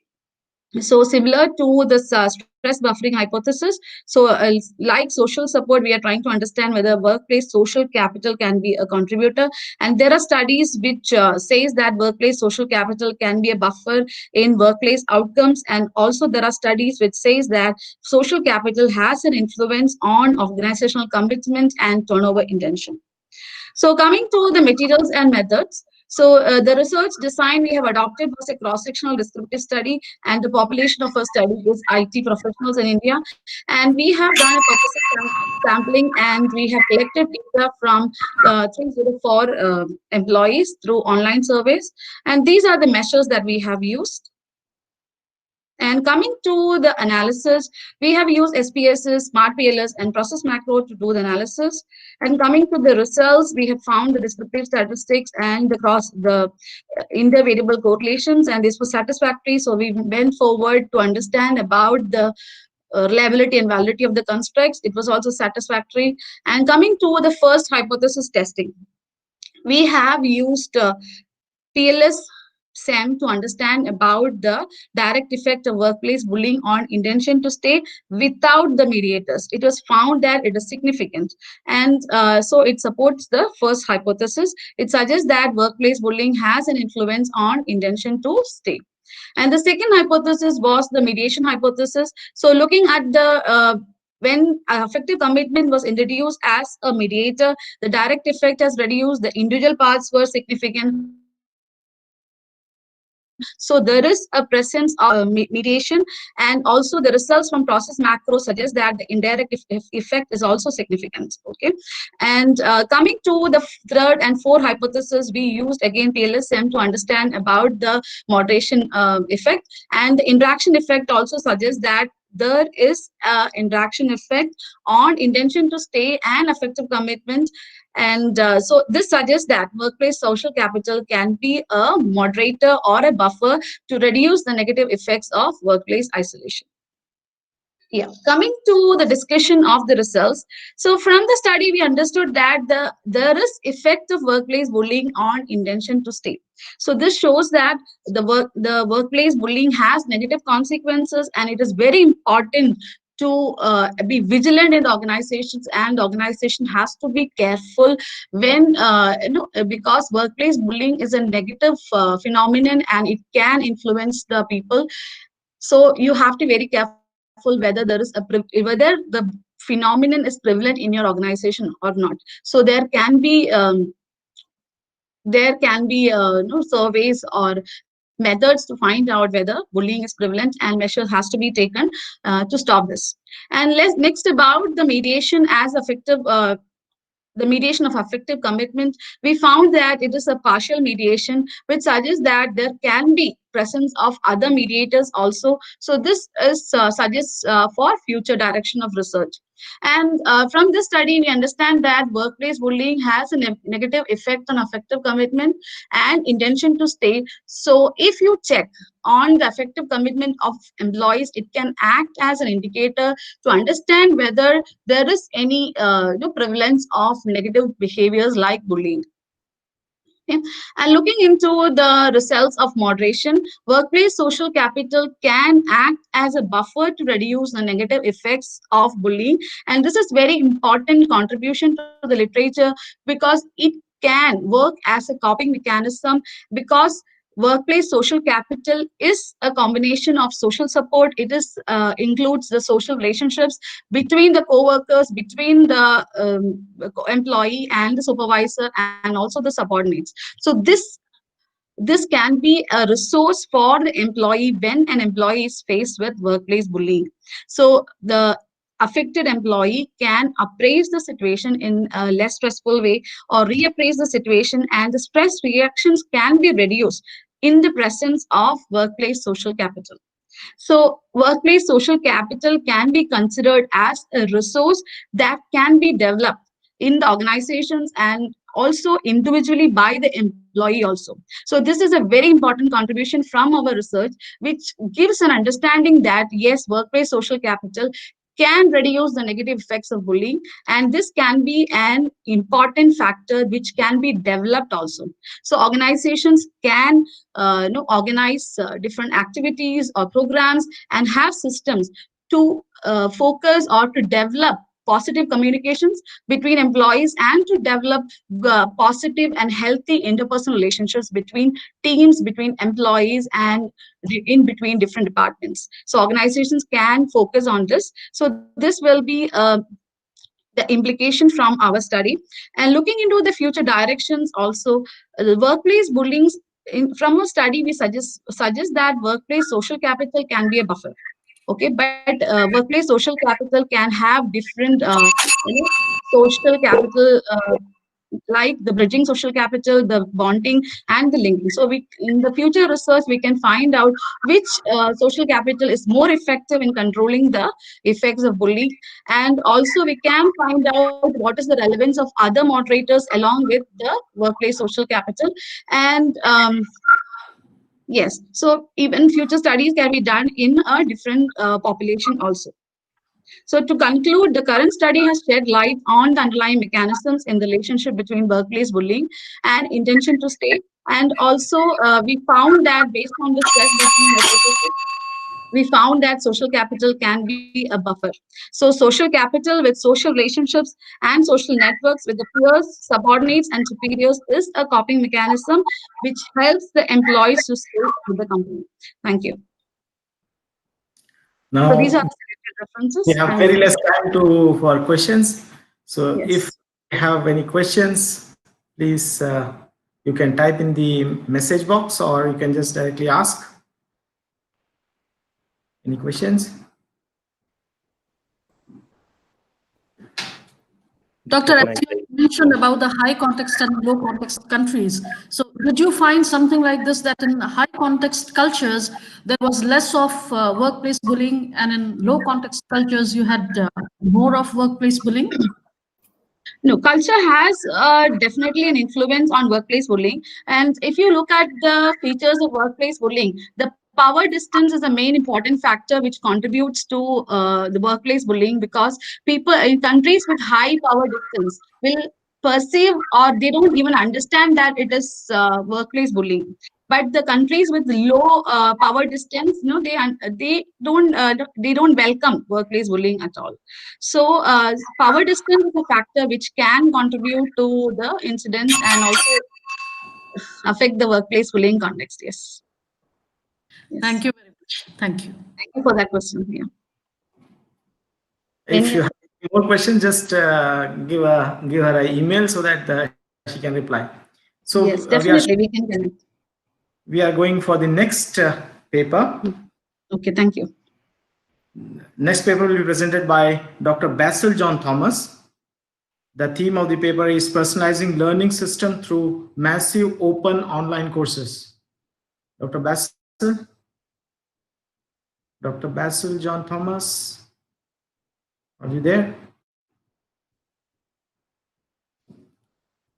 Dr. Basil?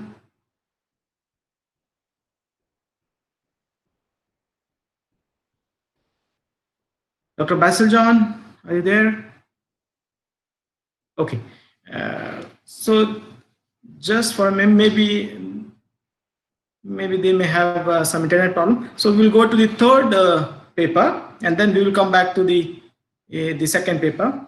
The third paper will be again presented by Dr. Shikha Sahai and Mariam Anil-Sivi. The theme of the paper is combating workplace isolation with psychological capital during the global COVID-19 pandemic. Okay, Dr. Vijo, if you may please, I can share with the attendees the abstract of Dr. Basil, as he's not here. He was there in the morning, but yes. Yeah. So let's see.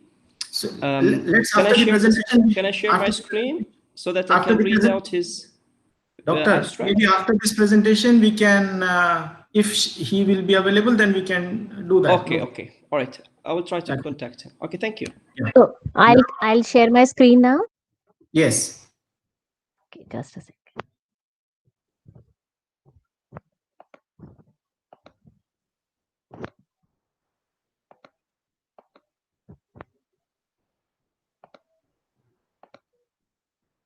Yeah, is it visible? Now, yes. Okay. And is my voice audible too? Yes. Thank you so much.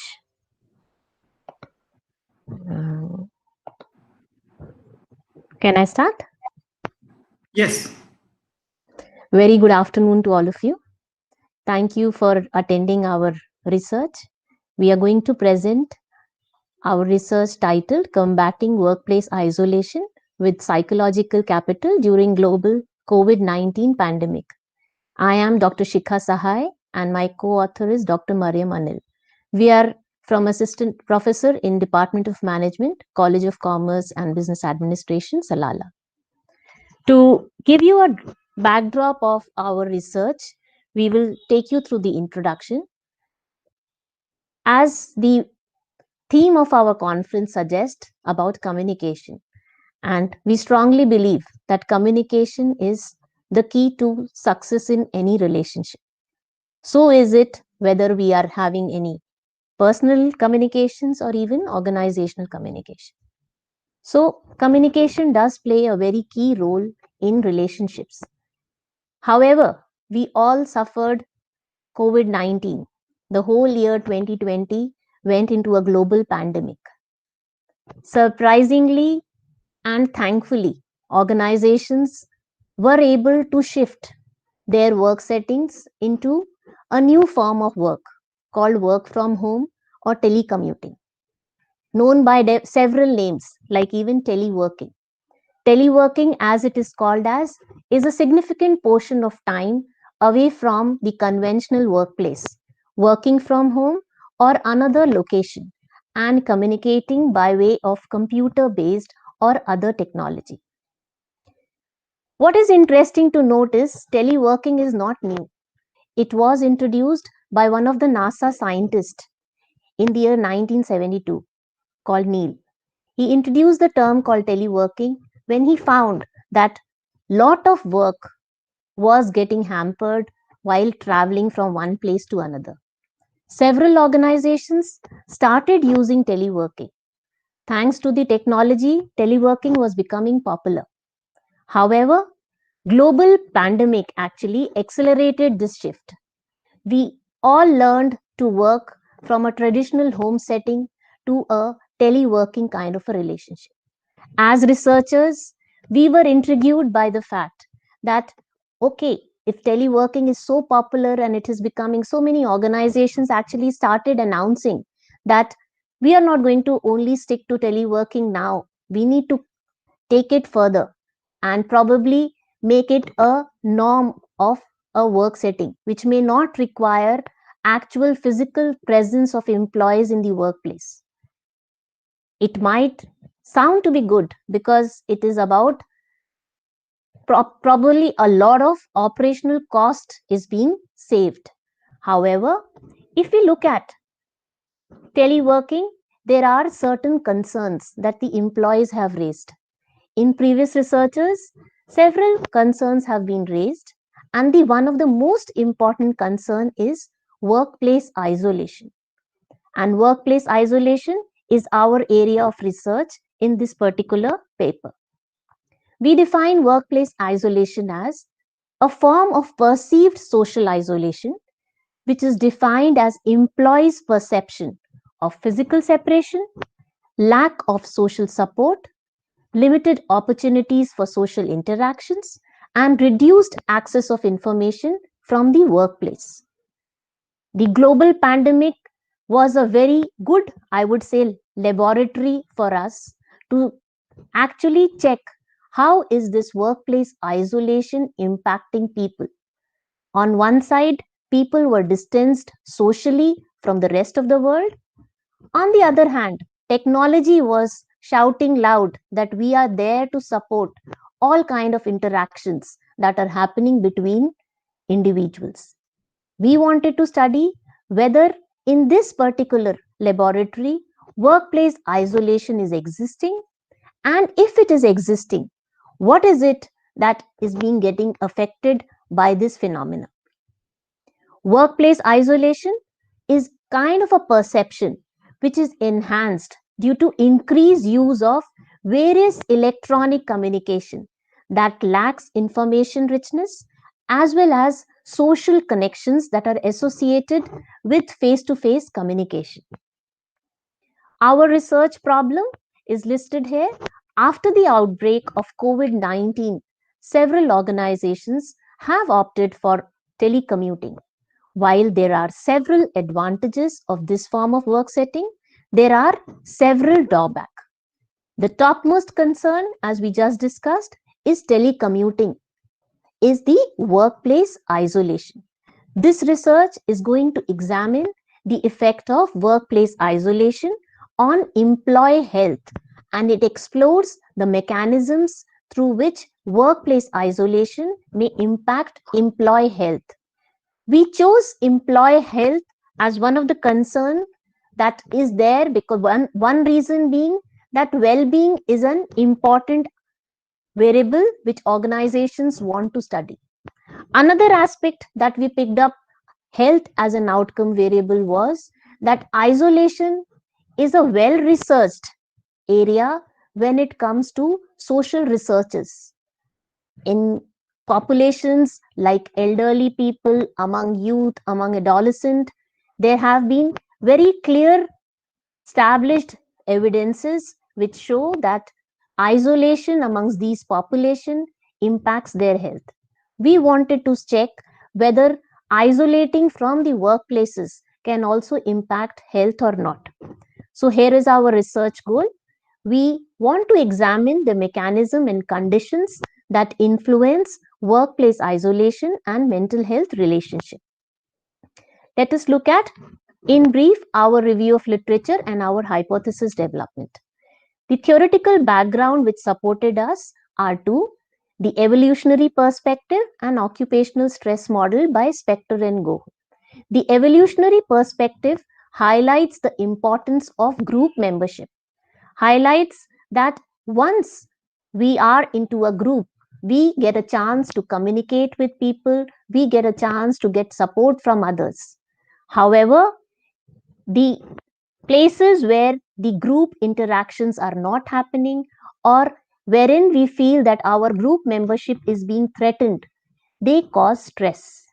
And such stressors will have an impact on an individual in the form of their work outcomes as well as their well-being.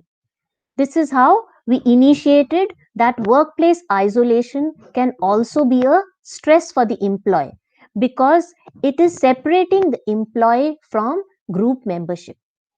We also took support from the occupational stress model given by Spector and Go, which suggests that any occupational stress can impact the health of an employee.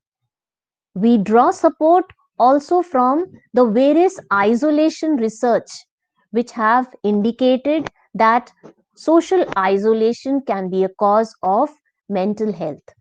The paper cited over here by Lay and Hunt 2017 is a systematic overview of 40 reviews which have already established that there is a relationship between isolation and mental health amongst various populations.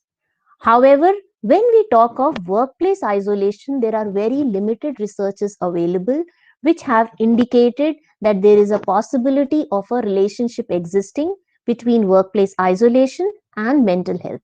So this is our first hypothesis. Workplace isolation is associated with mental ill health. The second hypothesis we developed was a mediating role of negative emotions. We again took support from Spector and Go, who indicate that stressors impact emotions of an individual and which in turn leads to mental health problems. This was a very good support to our hypothesis in terms of workplace isolation as a stress can lead to negative emotions and which in turn explains the poor mental health of employees. There are some empirical supports which come in the form of qualitative researches by Mann et al. 2000 and Mann and Holsworth 2003. In their qualitative researches, they had indicated that during workplace isolation, employees, if they experience workplace isolation, there is an impact on their emotions and it can have affective reactions in terms of their health. That is how we drew the second hypothesis, that is negative emotions mediates the relationship between workplace isolation and mental health. However, we did not want to restrict ourselves only to understanding the causal mechanism. We also wanted to understand how can we reduce the impact of workplace isolation on negative emotion. One of the variable which was very close to us is psychological capital.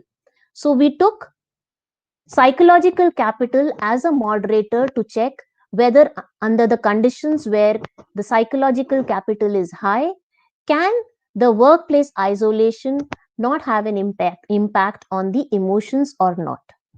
We took help from the conservation of research theory, which suggests that psychological capital can buffer the relationship as a resource, because psychological capital has been defined as a personal resource.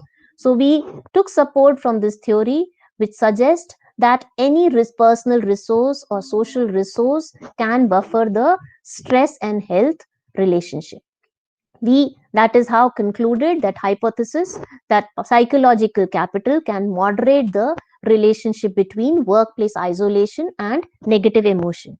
And we also made a moderated mediation model to put it up in the form of a theoretical framework. This is what our research is wanting to contribute to the existing research. Workplace isolation impacts negative emotion and negative emotions impact mental ill health. The psychological capital can act as a moderator between workplace isolation and negative emotions. We were able to do empirical research on this area, and our research design included cross-sectional descriptive study. The population was Indian IT industry, wherein people were working from home. Our sample size was 322, and our data was collected through online surveys. Various measures we used were workplace isolation scale by Orhan, negative emotions by Watson-Clark, mental health by GHQ survey, and psychological capital by Luthans et al. The data analysis was done using SPSS, Smart PLS, and Process Macro. Our results indicated that all our models were within the required estimations of the validation. So we found that our CR, AVE, and discriminant validity were achieved, as well as variance inflation factor was below 5, which indicated that multicollinearity was not a problem. So we moved on to process macro, in which we tested all the three models, hypothesis 1, hypothesis 2, and hypothesis 3, all indicated a acceptance because all the values of the moderated mediation model were within the accepted limits. So we concluded that workplace isolation is a phenomena which needs close attention.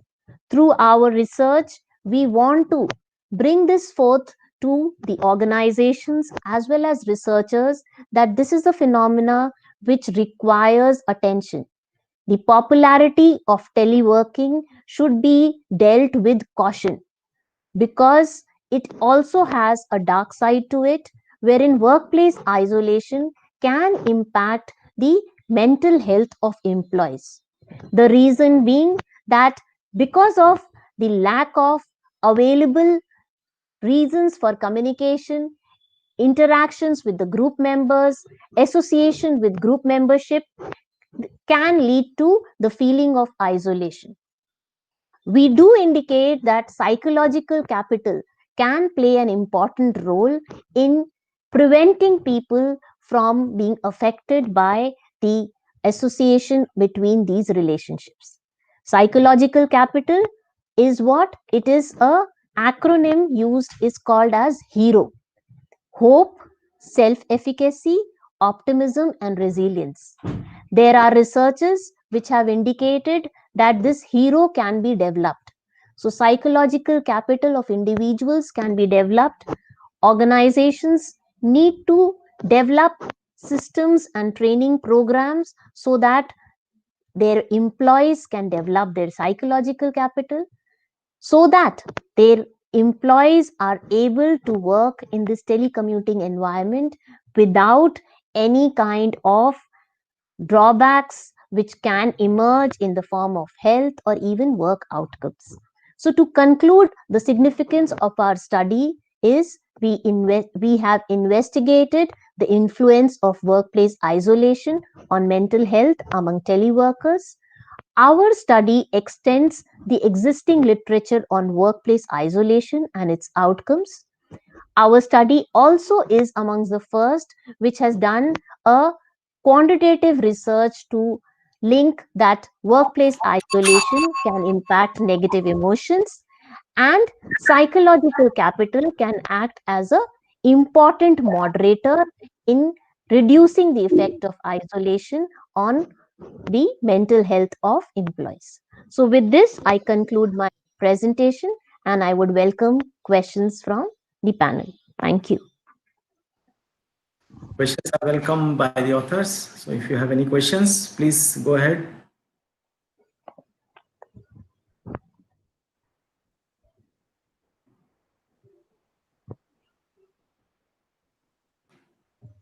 Yes, Dr. Ronaldo. Yes, Doctor, thank you. Yeah, again, another very interesting paper you have, Dr. Sheikha and Dr. Mariam. Doctor, I'm just interested in knowing, or out of curiosity, I want to know if you have explored some communication dimensions or elements of communication, like interpersonal communication, communication support, that kind of variable, which may have mediated the result of your study, especially with regard to the mental health status, let's say, of people in the workplace. So I'm interested along that line of exploration. Yeah. Thank you very much, Dr. Ronaldo. The workplace isolation as a measure itself includes some of the questions which are associated with absence of communication with the colleagues. So that is how the communication is being captured.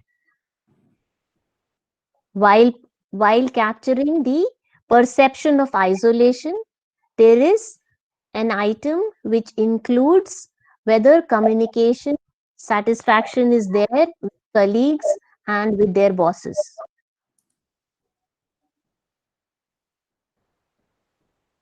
Yeah, Dr. Ronaldo? Yeah, thank you. Did you explore further how maybe communication as a separate variable or a separate mediator or a separate moderator in your study? Because if it's an item, it may not be enough to capture. Not exactly an item, it was one of the subset. But yes, you are right, that was beyond the scope of our study to get into more details about how only a communication as a mechanism can impact. Thank you. Right. Yeah. Interesting. Thank you. Yeah. Any more questions? Thank you, Dr. Shikha and Dr. Mariam, for the presentations. The presentation which was not presented by Dr. Basil John Thomas Just I will present it in the abstract. Dr. Shikha, can you Yeah, stop? I'll stop. Sure, sure.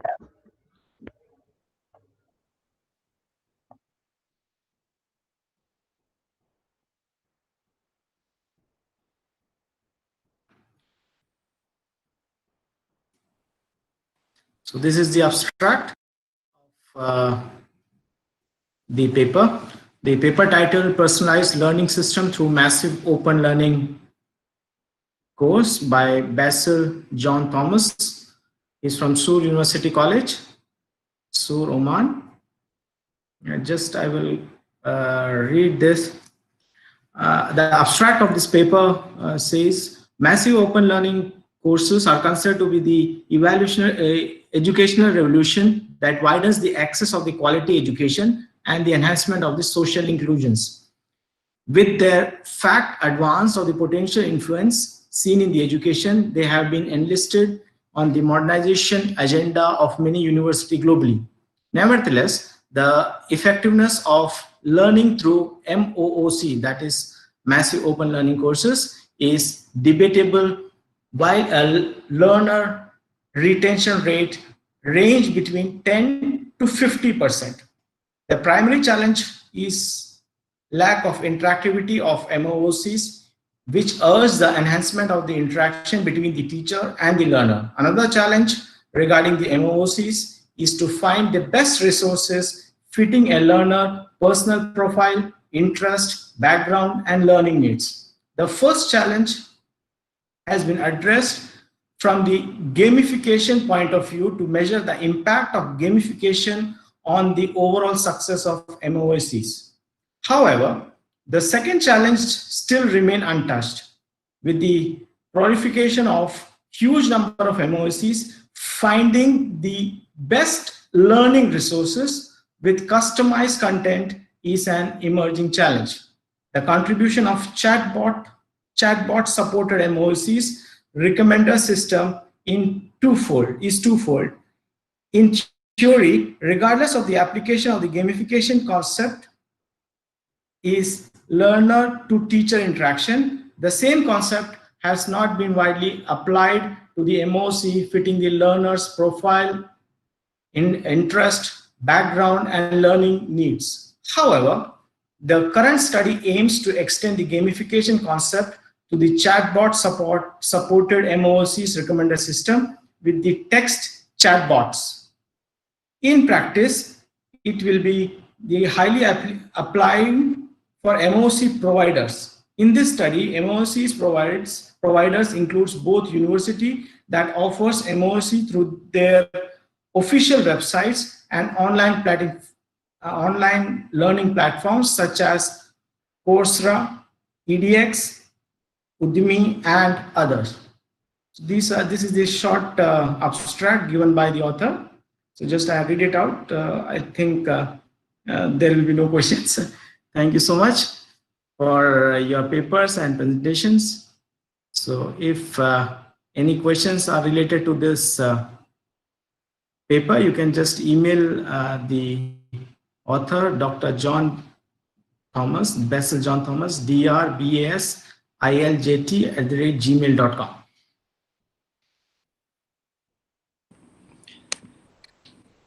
Thank you so much, Dr. Bijo, for chairing this wonderful session on organizational communication. Wonderful. So, ladies and gentlemen, we come now to the end of day one from our first UTAS International Conference on Communication Studies, Media and Communication and Culture in the Digital Age. So we wish you a very pleasant afternoon. Until then, we'll see you tomorrow. Dr. Saeed, do you have anything you want to say? Yes, guys. Thank you, Dr. Arafat. Thank you all the participants and the attendees here. I think the sessions, they were actually rich sessions, and I'm really happy that the majority of these guys are external attendance participants from other colleges and other universities. And we had a couple of papers from some international universities and the keynote speaker also this morning. So I urge you all tomorrow, inshallah, to join us also. especially the guys who presented their papers this morning and this afternoon. So we need all of you tomorrow. Inshallah ta'ala, there'll be a session with Professor Basil from Sultan Qaboos University in the morning. And thanks a lot. And it's really, we very much appreciate your time. I know there are heavy demands on your times, but all of you guys, you stayed with us from the morning. Thanks a lot, Dr. Arafat, also Dr. Nawal and Dr. Vandana. And thank you guys for your constructive feedback. And many of you asked the questions through the sessions. And really happy that all of you joined us. Thanks a lot for this. Thank you very much. And have a great day. Thank you, Doctor.